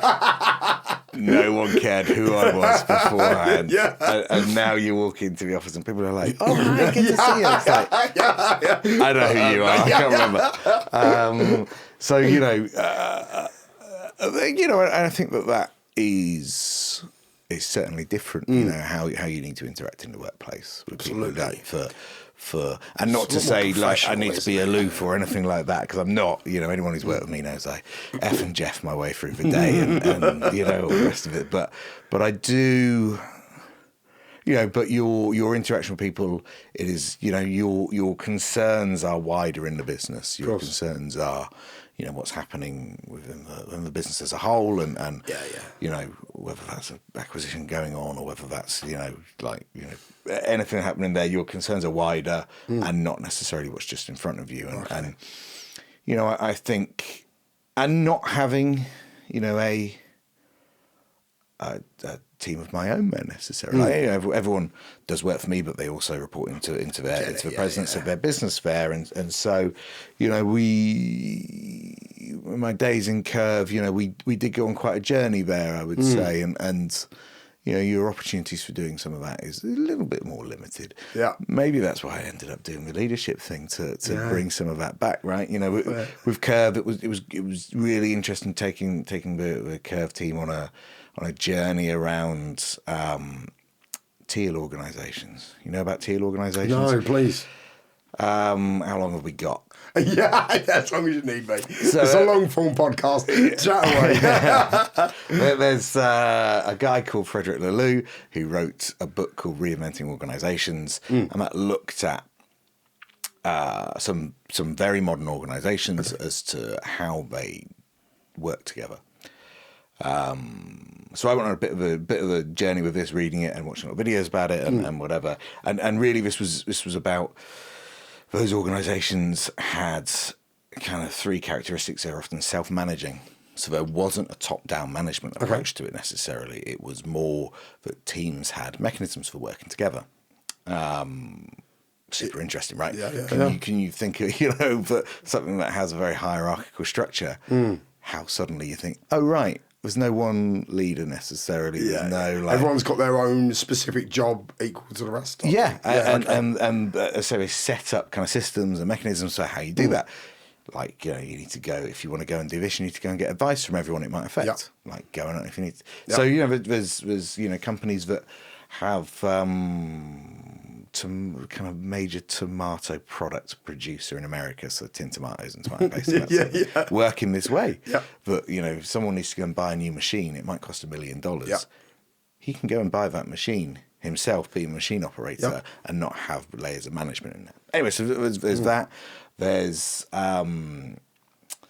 wholeness practices, so kind of actually bringing your whole self to work, not just your kind of the mask of the workplace, but actually you bring your whole self to work and everything that you're interested in, all your troubles that you have in the world, and all of these sorts of things. And people often have wholeness practices of people celebrating each other, or this person's done a really helpful thing for me this week, and that sort of thing. So there's those sorts of things that really creates a real the team ethic. Can you imagine that you're all self-managing and feeling equal, and you've all got and you all bring your whole self to work. And then the third is kind of evolutionary purpose, and that's about like how do you, how does the purpose of the business change and grow with the people? But it's not just like producing money and whatever, but actually like what's the good we're putting into the world here, and how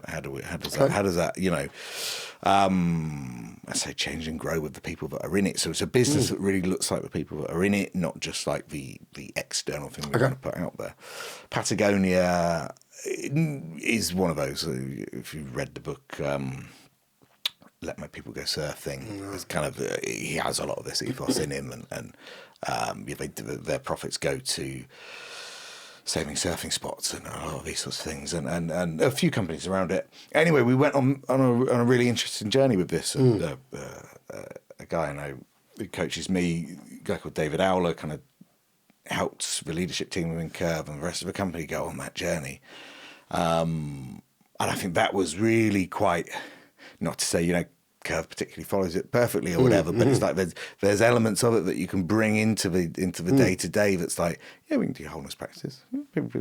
Someone needs a day off because something's been really difficult with their life or whatever. Great, go and do it. No problem at all. Like, let your colleagues know. Great, we're all good. And it really is about treating people like adults. And I think having your own team as part of that, and certainly within the startup world, when you own the company and you run the company and all the rest of it, you can go and choose to do these things, without doubt. In a larger organisation, some of those things become a little bit more difficult. You can sometimes put barriers in your way. Corporate process, it's our policy, should I say, does stand in a way of... It does, but I'm a true believer of you put your own barriers up there as well. Fair. Necessarily, right? I could never do this because of this, that and the other. Yeah, fair. Well, you know what? Maybe just don't worry about that and just go and do it. Ask for forgiveness later. Or, we'll come on to the leadership thing. Like, it's not my role to run leadership training within Downtown at all. Like, I've got absolutely nothing to do with HR other than I take, great interest in people and how do I bring them on this journey and that sort of thing. And so, I put it out there as like, I'd like to do this. Got a bit of earache from a couple of people on it of like stepping outside my box there a little bit. But that's okay because, again, like their expectations of me was not to be doing that stuff necessarily, right?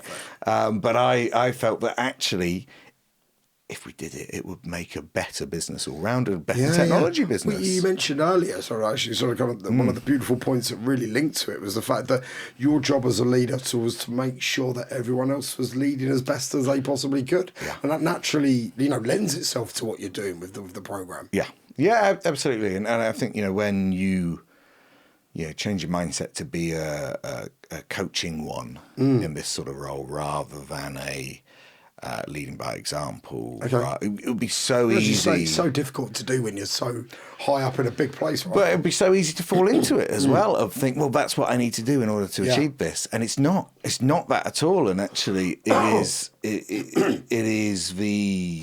actually, you've got to grow and change yourself in doing that in order to know how to deliver on some of these things. So that's what really, took me to that was like, I could see in the business, like, full of absolutely brilliant people, like everyone from Fuga and publishing and Outstanding Services and CD Baby and Curve, and like there are some brilliant people here. Slightly afraid to make decisions, slightly afraid to lead and step out of their box here, and you would hear they should be doing this and that sort of thing. It's not they. It's we should be doing this, and how do we go ahead and do that? And that was what really, and there were a few people that were like, I was just like, that person really needs this, and I was really pleased that they applied to do it, and because we asked everyone to apply for it and go through a process, and you have a few there that apply for it. I was like really pleased that they've done this, and it's been intensive, and a few people have tried to drop out, and like. I was so busy with work because it lasts 6 months. I run a lecture every other week, and on the opposite weeks they're running a project themselves, and the project being like for them to put what they need out into the world. It was just like, you can do whatever you want. It's got to, but you've got to lead a project. We've got to like work together as a group, and like so many of the things, it's quite meta in a way that of like, oh yeah, you know, it's really difficult getting into a group, and you have to go through your forming, storming, norming process within this, like which I taught them one week, right? And it's like, yeah, you're in the storming phase. This is what happens when you put people together in a group. Understand that when you're doing that and you bring new people together and whatever. It's quite meta in a way, some of that. But so it's been quite intense for people, and you know, maybe we'll do it differently next time around. And you know, if it's over that period, it does have a opportunity for people, life to get in the way for people, and some of these things. And maybe condensing it might be a little bit better, but you know, it is pretty intense. It is actually, you know, started by saying the expectation is you're here every week. You don't have meetings that you know that pull you out of it. And if you do miss it, that you catch up. Fair. Because everyone's on this journey together. Well, it's a proper course, right? If you miss it, it's like missing school days. It's not going to be any test at the end. Like I don't really care necessarily. The only thing I do care about is that they benefit, and not everyone's in the right position to hear it necessarily. Sometimes as well. Right? But there's kind of 7 or 8 on the course that are really like, who are catching me up on the reading scale, who are like loving every minute of it and really running with it. And so it's been quite it's been super interesting putting something like this together, and quite, again, you know, therapeutic for me. Of, you know, you hear all of the things that you need to hear the moment that you're teaching them as well. Of like we're doing the vague areas are kind of clarity of thought. How do we think about mental models? How do we make sure that we look at the world in the right way? So we did kind of jobs to be done theory to think about how do we focus on what are our clients hiring us to do, not just what do we want them to see or whatever. Like so really try and flip some of that on its head.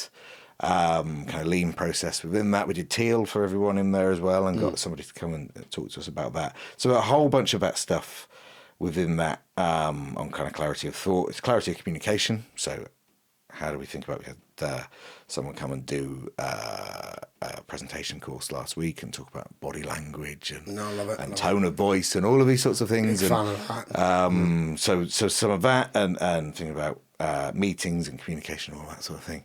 And then it's clarity of action. So how do we think about the work that we're doing? A few skills in there, some finance stuff that people would really kind of benefit from, and kind of some project management, and how do we actually delivering on what we say we're going to do that, and do a bit of change management in there as well. And so we you really are covering all that. Wow. There's a lot. I have to put the work in every week. So if you don't mind me saying, it's a lot more in depth than what I was expecting. Well, you know, I wanted it to be ultimately intense. So, you know, we, but, you know, so you hear all the things that you need to hear. I was just doing a bit of reading today on some communication bits, and it was like, I've got an email in my drafts, but I haven't sent it because I'm not quite right. I've got to get some alignment from a team on this. I haven't done it. And it was just like key points on like clarity of language and cut it back and do this and sell them first. And I was just like, oh shit, it's all there. Right? So you like, if you're open to it, you hear it at the moment that you need to hear it. Ultimately. So it's been quite a process for me putting this together. So how do you measure success in something like that then? Because look, there's not only the success of your delivery, the actual program itself, but also the success of the individual. Do you have metrics, KPIs? You know, what are you doing to sort of understand if it's working? So we have. I've got to say, it's not fully all my own work. Josh, here it comes. A guy called Josh Greenberg, who consults with Downtown quite a lot, I'm doing the week-to-week stuff, but he did the kind of kick-off session with us on the project and everything. So I have to give him a shout-out on that for sure. Feel free. But he's definitely done, you know, and really, you know, helped me kick this off and did... I couldn't keep up with him. he started this and I did all the design work and did this and like, here we're gonna get guest speakers in. We've got to do this. We've got to do that. We've got to do that. And he was well all over it. So well, quick. Sorry to jump in, but a quick question there. Do you feel like, obviously because being relatively new to downtown, after being the company that was bought, and then suddenly being in this position of being like, I really want to do this. You mentioned earlier there were a couple of people that were kind of a bit disgruntled about it. Was Josh part of that to try and kind of get people on side as well? Did that help? Yeah, no, he's excellent at that as well. Of just indeed like, okay, we need to talk to these people about this. We've got to do that. Yeah. So a little bit of that for sure. It was generally about like us getting this course up and running together for sure. Good. Like that. What was the original question? I can't remember. No, we were talking about sort of the metrics. Yes, the measurements. Yeah. So what was the success? Yeah, so we have taken survey at the beginning of the process. We've taken a survey at the midpoint last week. Actually, I haven't looked at results from that. And we will take one at the end as well. So often, kind of NPS type score of would you recommend this to somebody else? Would you but also how do you feel your skills are in these areas? How do you feel your skills, your confidence are in these areas and that sort of thing? Probably 15 questions. Right? So that's one measurement of it, of us, at least individually, how confident did we feel at the start versus the end? So there's definitely some of that in there. And then we have, but also some of we did kind of set some OKRs right at the beginning of it, and one of them was, to see this cohort of people to be promoted into other roles, to see them, progress in the business, to see, kind of one of the results would have been like for somebody from this cohort to launch something else in the business, whether like an internal thing or do something like that. Like those are the things that say, yes, we've now got a leaderful business here. But the goal is for us to do this numerous times. I might need a break after this first 6 months doing it. So, I might need a couple of months off to have my Thursday afternoons back again. But to do that in this period, I forgot what I was talking about there. So going to have for people to deliver something from it ultimately, right? For this group of people to then for us to just notice and say, you know what, we're leaderful here. Great, we'll move on to the next group.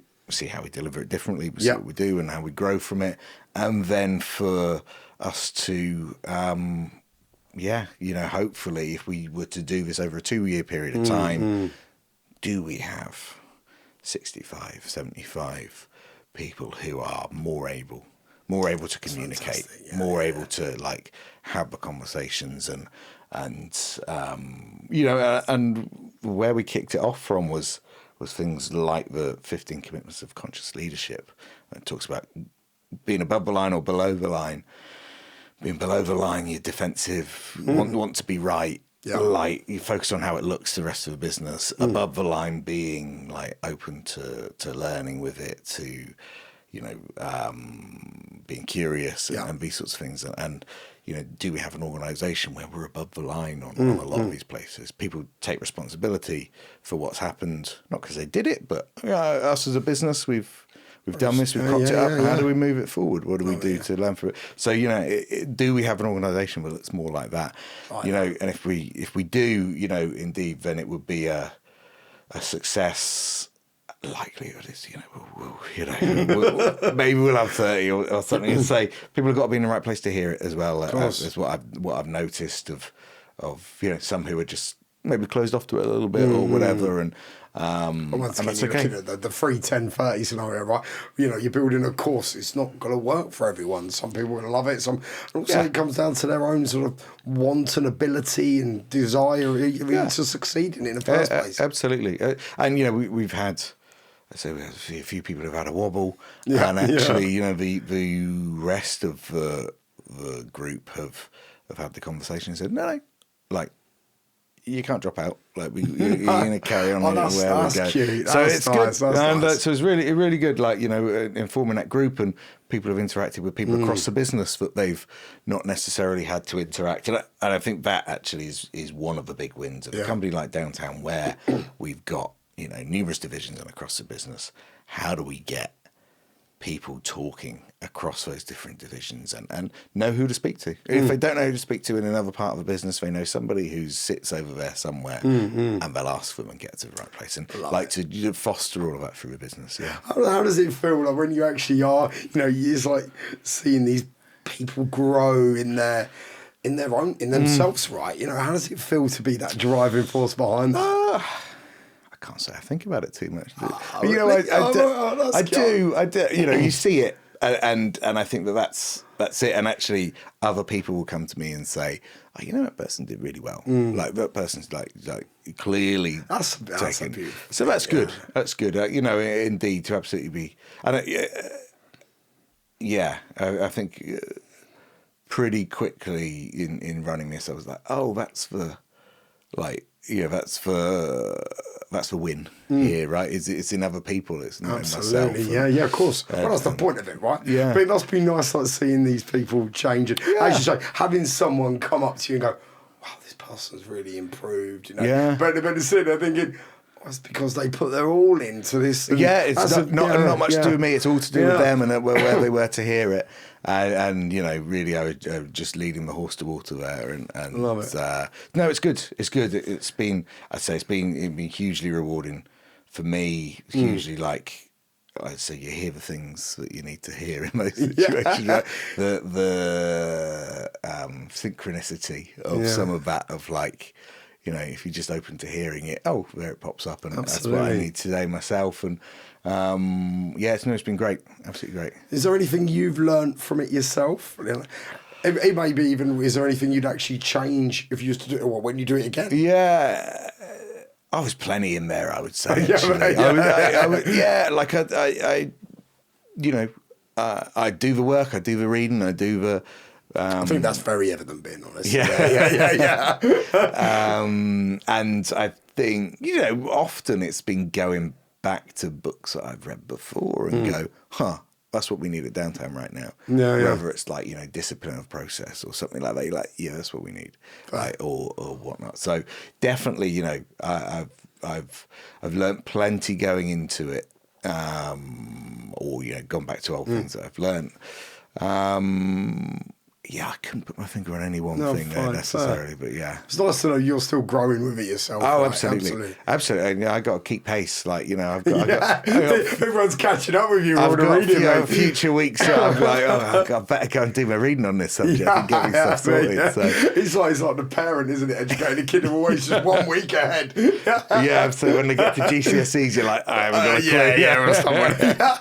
clue. So what's next with it? Is there anything exciting with Downtown that you are working on that you can tell us today? I'll tell you the exciting thing in the world at the moment is obviously AI. Like, you know, absolutely. Depending on who you talk to, you get very different responses. But for a tech person, I would assume this is opportunity, right? Yeah, absolutely. Plenty of opportunity. Great.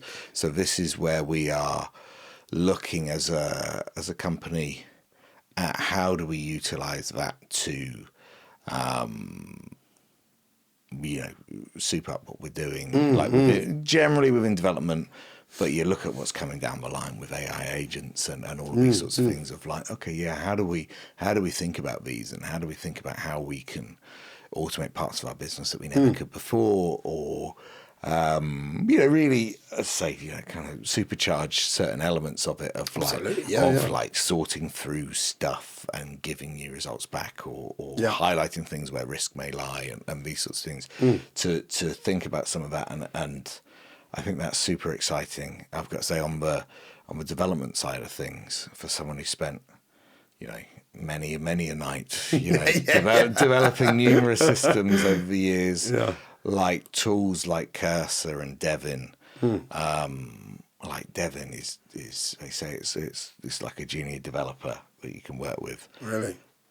Far beyond that for me. Like the quality of the output of this thing. Okay. Like just in terms of like structure and you know, you work with a junior developer and something comes back and it's going to get it wrong and you've got to like iterate on these things and all the rest of it.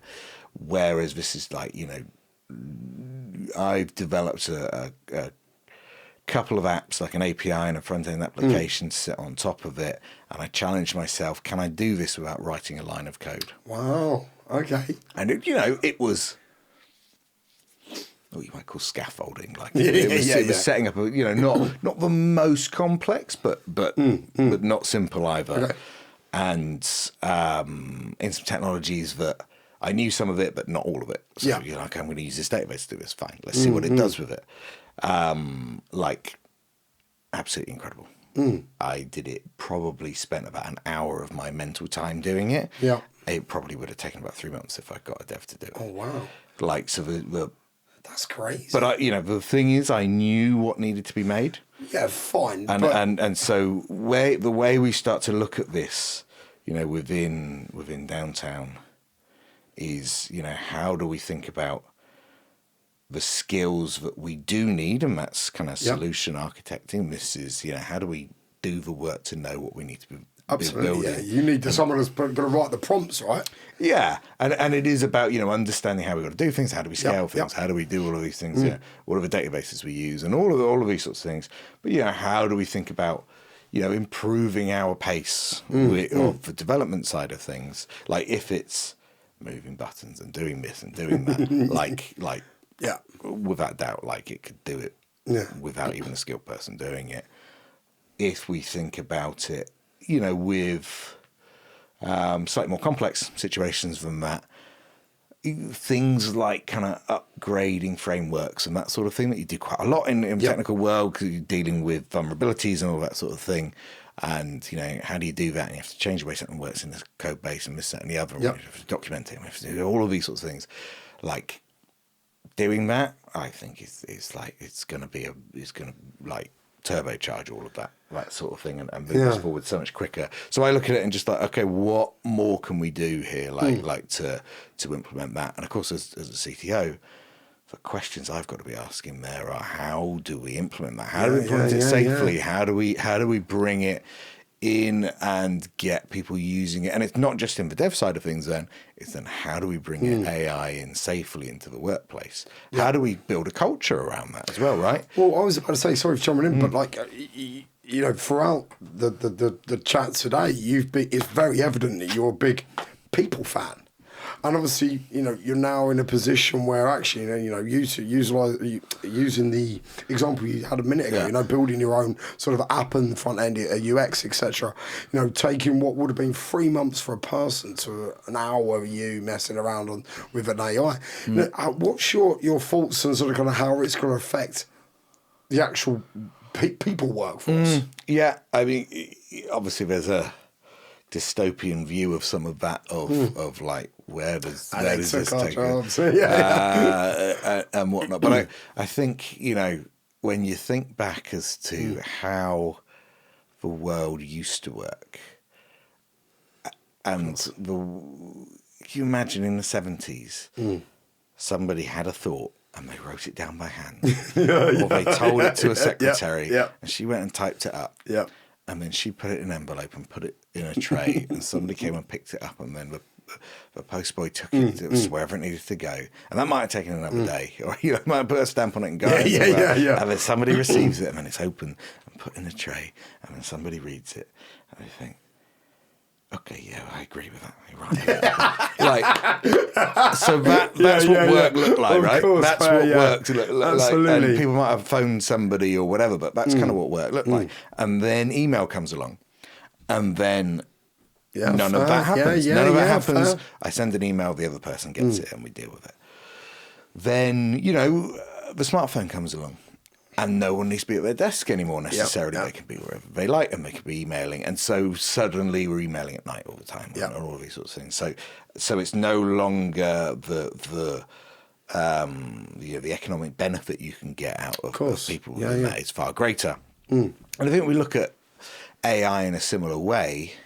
We can say, well, the economic benefit that we'll get out of people, but it's no longer they having to do the thinking and do the thing.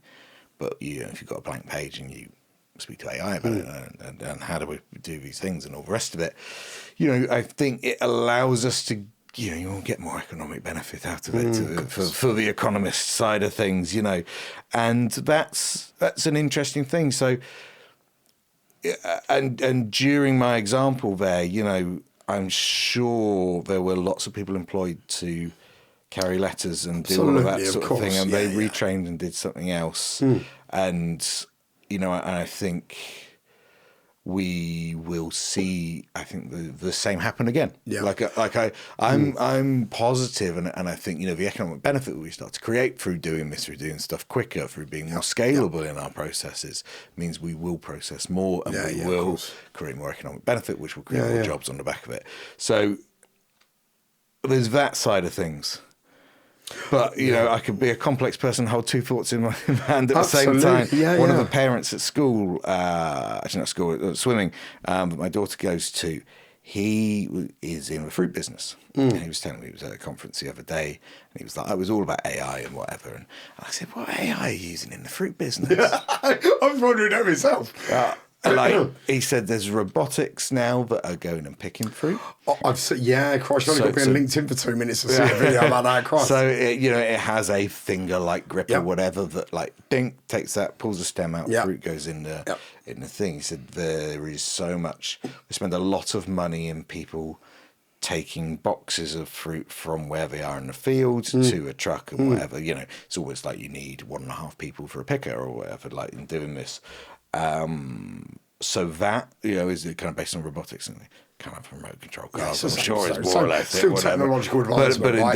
But he said they're using a lot of AI in doing when to water the plants, knowing the weather forecast that's coming, and knowing how much water is required, taking a picture of a fruit and understanding what colour it is and knowing it's going to be sunny in 2 days' time, and we'll water it this a certain amount and it'll ripen it up, and learning as it goes to do that. Just and don't think about it. And then knowing when they need the pickers there in order to do it.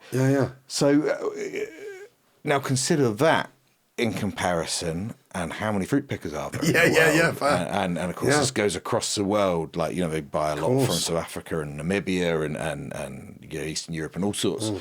So when you think about that and think, okay, now how might that affect the world, in the lower paid jobs and what they do there, how does that affect it? It's a different story possibly. Where I look at it from our type of workplace and white collar jobs and whatever, that looks like a certain thing, but indeed the wider society, and some of that is an interesting question, I think, for us to answer. Absolutely. Well, obviously, from a CTO's perspective, then, as someone who, generally speaking, embraces technology, is there a line for you? Is there sort of kind of, I don't know, is there technology or elements of how technology is being used that you're like, no, come on, that's a bit much? I mean, the generative AI stuff in music, I think, is where. Well, you're coming from a royalties background as well, right? You've got that double-edged sword there. Yeah. So I think that is.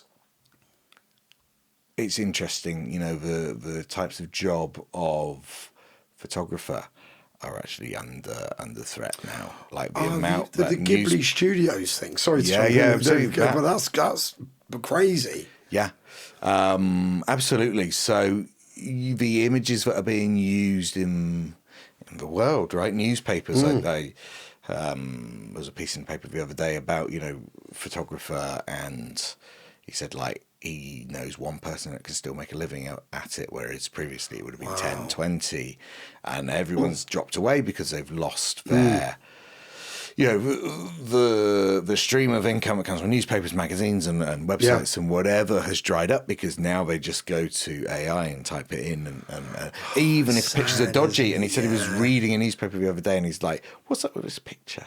He's taking a look at it, and he reads tagline, okay, produced by AI or whatever it was. And it's like some kid playing football on a football field. There's a fucking hole in the back of the net or whatever. And he's just like, what? You wouldn't have had that. The quality issues with some of that, are difficult. But it's definitely that I think is, where we're. edging into creativity here and the ability to produce lots of things very, very quickly. I think, you know, things like music in bars and whatever that no one's particularly listening to or whatever, like that sort of thing, absolutely ripe for disruption in this, right? It's not hits-driven stuff. It can be whatever. I think, you know, radio bed stuff and all of that sort of thing, like those things, just churn them out all day long. You can't compete with that as a human being. Absolutely. I think we're going to find a place where, you know, the human created, crafted art, whatever that may be, is going to have, you know, because it's about human connection in a lot of that. With music and all of that sort of thing, like more emotion, the machine can make it like photos if it's genuinely of the person stood there in a certain situation and all the rest of it. It's like, that tells us something about the world. Yeah, an AI generated thing doesn't. Yeah. Now, might it be of the same quality? Might it, technically and all the rest of it? Yes, quite possibly. But is it of the same emotional quality? Possibly not. And I think that's going to be an interesting progression for us there. I think to like the landfill of stuff that doesn't have that necessarily. It'll be interesting. Maybe it'll be imperceptible at some point in time, and my theory will be wrong. But I do, you know, the things that people put time and passion into and all the rest of it, I think are going to matter. Is there anything out there like now that you're concerned about?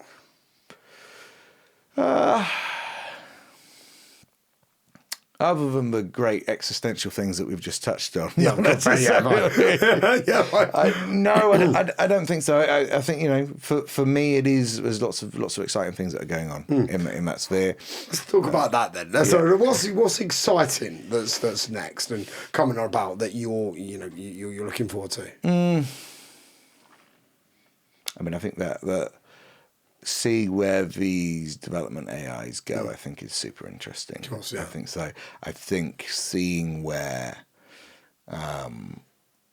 marketing kind of tech goes with this as well. I think there's some really interesting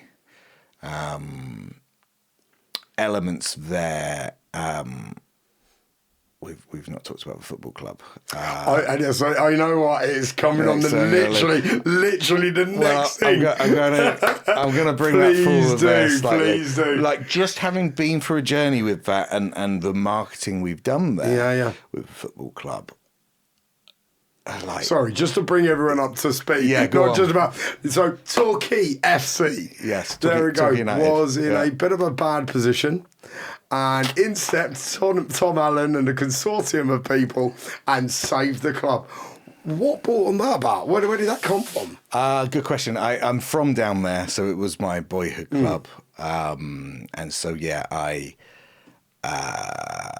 from the age of 10 until now, have watched them week in, week out. I had a fallow period maybe in my mid-20s. I was doing other things and whatever. We're a long way from Torquay up here, so but I still went a few away games and bits and pieces, and indeed I went into administration. Kind of had a bad few years, really. Tumbled down the leagues, had National League South, and went into administration. And indeed, a consortium was being put together. I had a couple of conversations with the club. It's like, not going near this on my own. This is foolish. But I got introduced somebody. Lawyer who introduced me to someone in the consortium.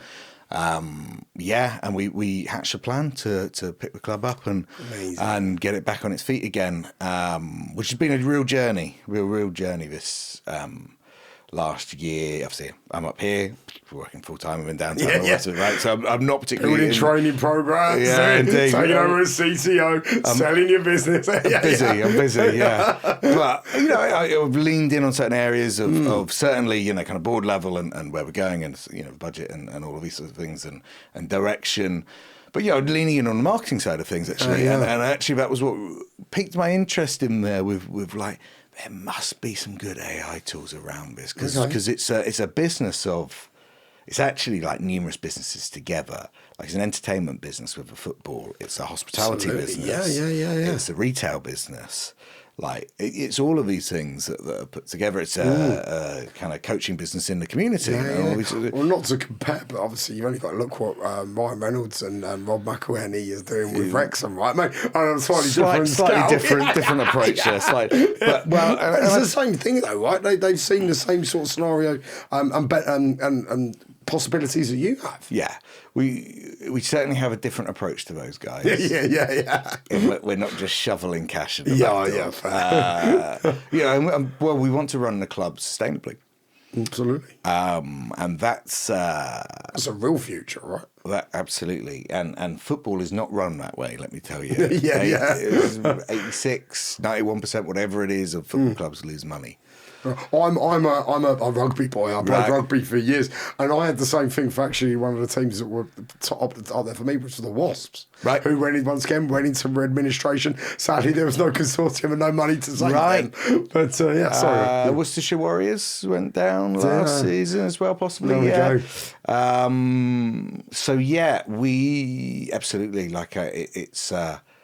And I think rugby's been for a similar thing of players getting paid slightly more and the TV money getting better and some of these sorts of things. Someone like Exeter Chiefs doing a good job of actually built their out-of-town stadium, built hotels there, did all of that to bring it up to scratch. And still lost significant money year on year. But so, that's the way football's run, is they say that good business people leave their business now at the door when they take on a football club. And you can see how it happens, right? You can see how it happens it's league position. It's can we get out of the league? Can we fund a squad that's going to be competitive at the top of the league and all of these sorts of things? And money does make a difference in that, I will say. Like you can see, the clubs that spend the money tend to end up at the top end of the league every year. But it's one of those that actually we're taking a different view of this. That we're taking a sustainable view of football and saying we're not going to go chasing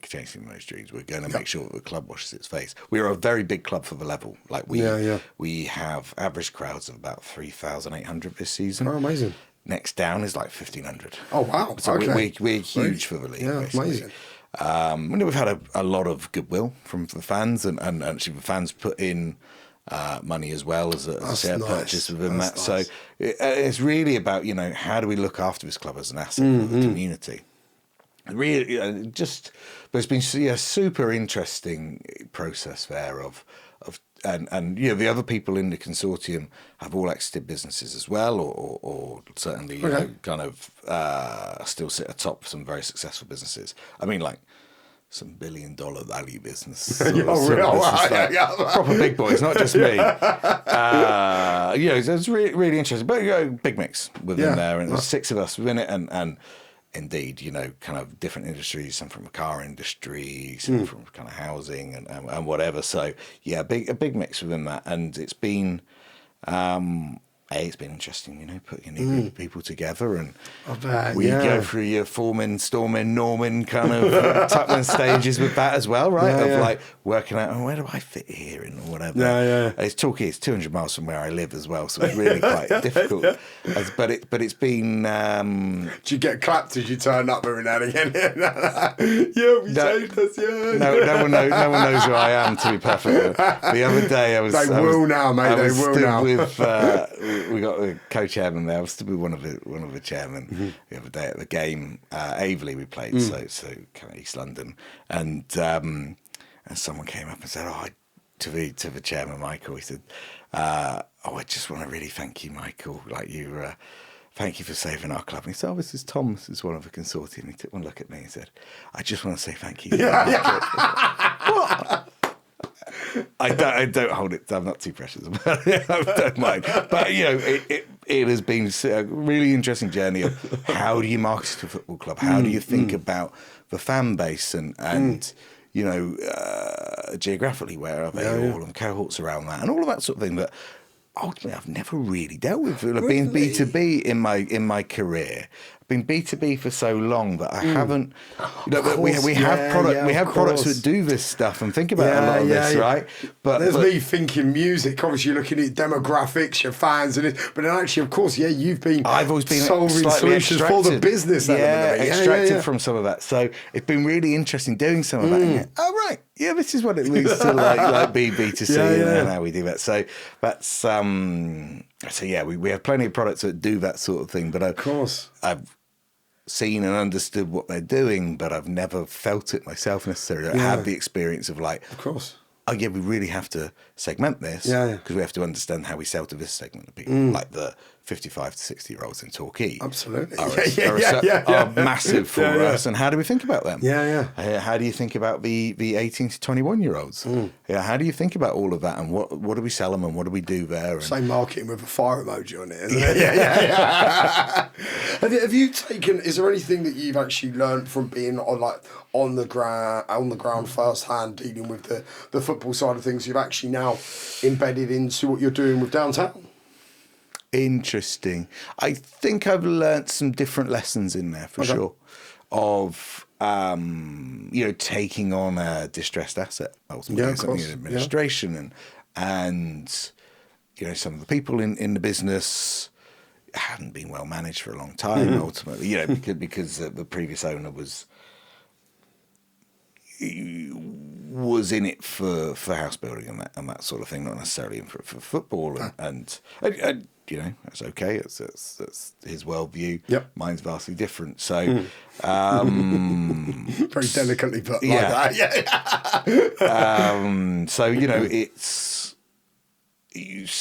Picking that up and understanding. Oh, this is different. Yeah. This is different from being an entrepreneur and building it yourself and building your own team and doing all your own hiring.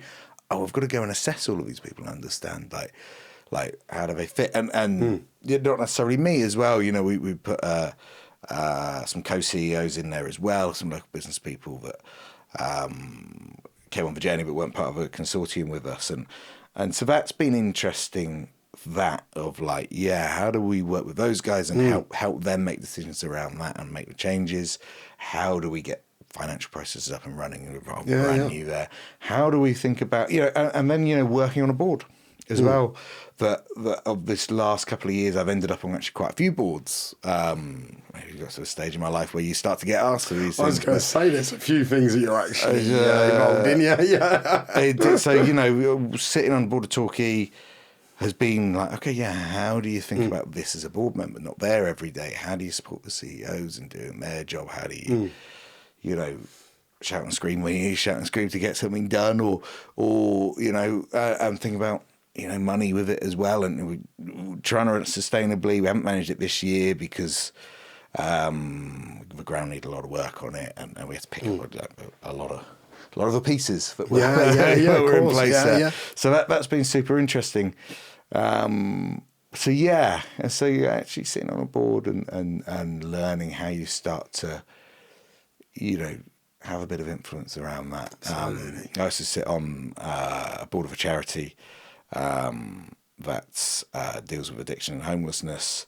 And I'm also on the DDEX board for my sins as well. Which is, slightly different. Obviously, you can downtown have a seat on that, and looking at the progress in that business there with lots of other stakeholders in the music industry is super interesting. You definitely like to keep yourself busy, don't you, buddy? I do. 2 young kids as well. Mrs. Allen doesn't like these roles necessarily so much. Is that the only reason you said yes to this? To just stay away from home for a couple of hours? I love it. Well, coming on to really the last section now, obviously very conscious of time as well. A question that I've been asking a lot of people, and actually I'm going to put this into 2 parts. Firstly, we've spoke about obviously what's next with downtown and what you think's next with the actual industry and AI and everything like that. But when I look at you as we've spoke today, there's a lot. You're very multifaceted in not just music, the other areas you're teachers of the code, doing the homeless charity, looking at the Torquay FC, etc., etc. What is actually next, or what's the plan for Tom? Rather than everything else, what's next for you? That's a good question. we haven't mentioned Downtown are in a acquisition process with Virgin, of course. which I think you're not asking too many questions about that because we can't really talk about it. We briefly spoke about it. I don't thought I'd leave it, but please feel free. But it, it is slightly relevant, I guess, to the question of what's next. Of course, next when we're there. Obviously, we're in a regulatory process, and that's going through the process there. And we can't really talk about it, so that's why I didn't ask. There you go. But what that does do is what's going on with the acquisition, Tom? But what it does do is lead, of likely some uncertainty in there, right? Absolutely, of course, yeah. I could find myself redundant or in a different position or whatever, very quickly. So, and I've got to say, I'm actually, I'm okay with any of it.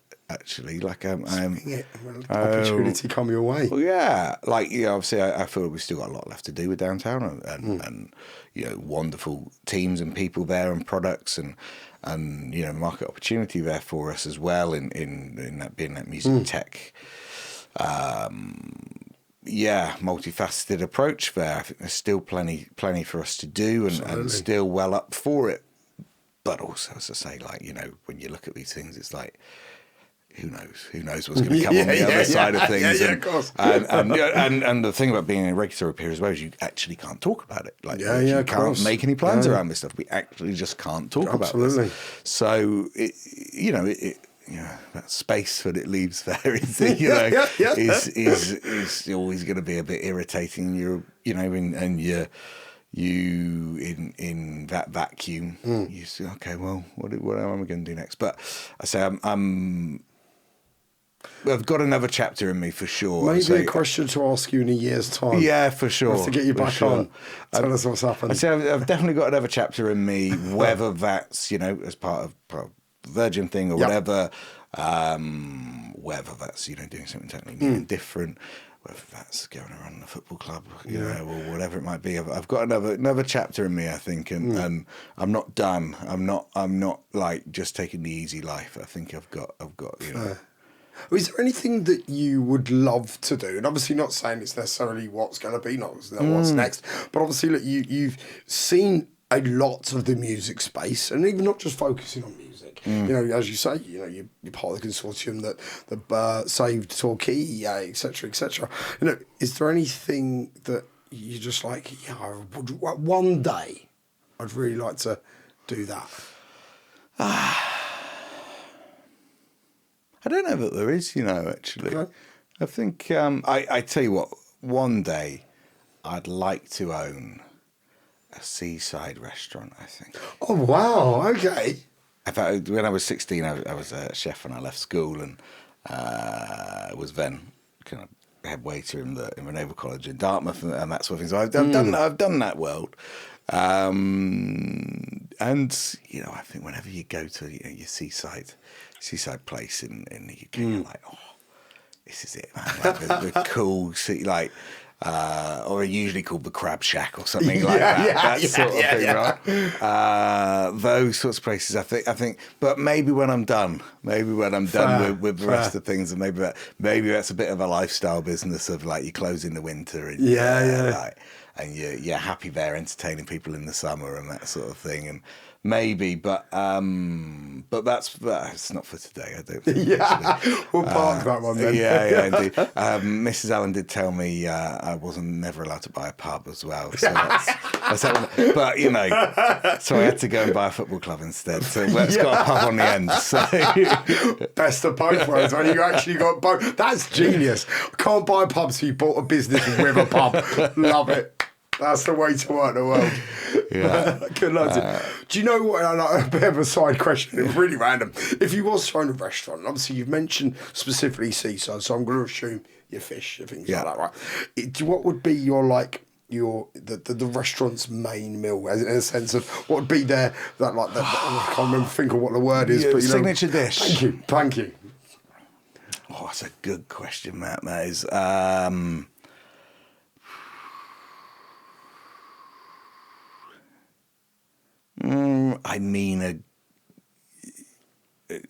So when I left school and I worked in a in a seaside restaurant. In fact, I did, do a lot of this sort of thing. I mean, something like a crab open sandwich or something like that, like kind of a brown meat white mixed together, maybe a bit of mayo in there on a slab of bread with salad around it. So actually, kind of got that sort of gastro pubby vibe, but will cross over with the seaside restaurant. Yeah, I think that your seaside restaurant place. And so I'm specifically thinking like you've got to be like beachside somewhere, and like it's like you're going to be open all day. It's going to be the kids are going to to be in there, and all of this. You've got just a takeaway window for chips. Exactly. That sort of business, ice cream window, like all of that sort of thing. I think that's like the dream there as well, because that's like joy of seaside holidays and all of this sort of thing. That's like I think we'd do. I'd always have a glass of white wine or rosé in hand, probably as well. And that's sort of white for rosé fish, right? Come on.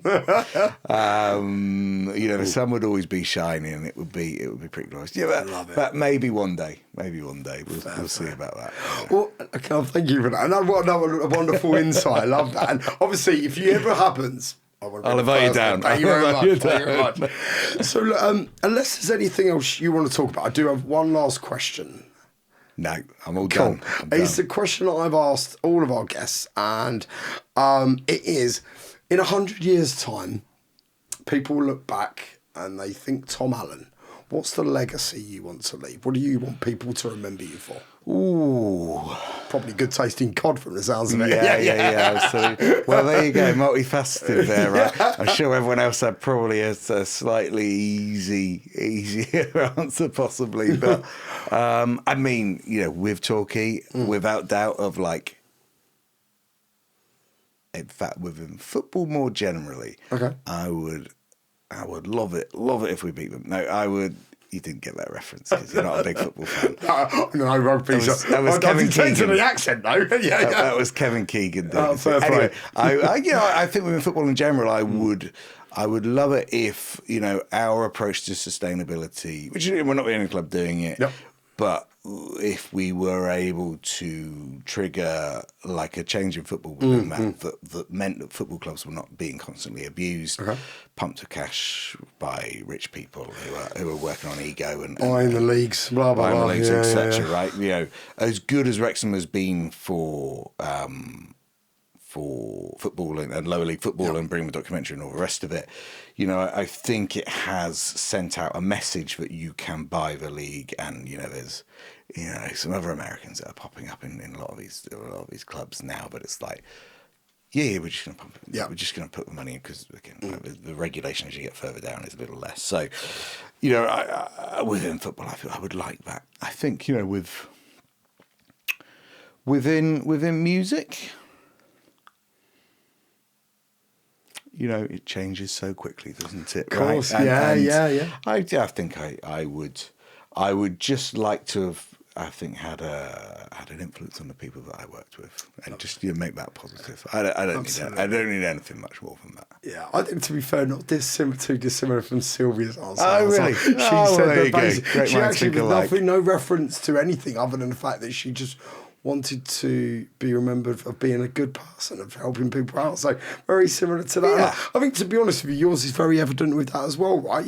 What you're doing with, one, obviously trying to solve the problems that you are to make the life easier for royalties companies, accountants, blah, blah. But then also what you're doing with trying to build the leaders within downtown. And it's a beautiful thing, Tom. Yeah, I think, indeed, you see people, that come out of startups from an acquisition or whatever, and they'll want to go and go again and do something bigger and better and say, I need, this was only X big, I need to make this.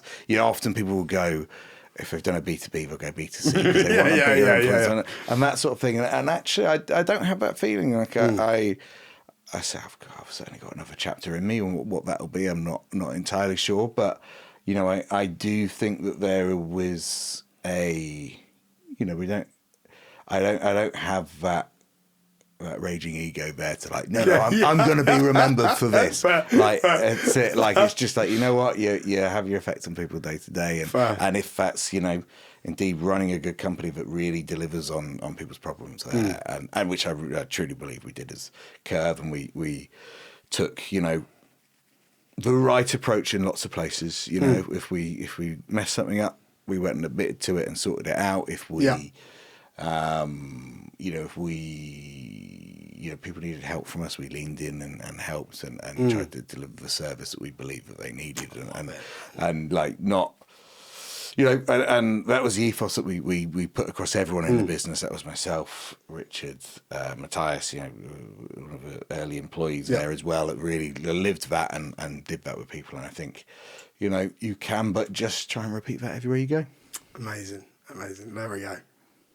Love it. Well, Tom, thank you very much for coming on. Thanks for having me. I've thoroughly enjoyed it. It's been a great session. It's been lovely hearing what you're doing, what you're planning, and honestly, I can't tell you how much I'm looking forward to coming down to Torquay and eating an open crab sandwich. Absolutely. And there we go, Tom. Thank you very much. Wonderful. Thank you for having me. Cheers.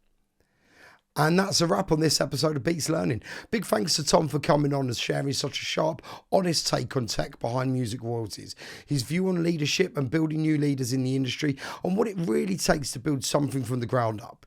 If you enjoyed today's conversation, hit that like button, subscribe, and share it with someone who's into music, tech, or just loves hearing how the industry really works. Thanks for listening. I'm Ben Davenport, and I'll catch you next time on Beats Learning.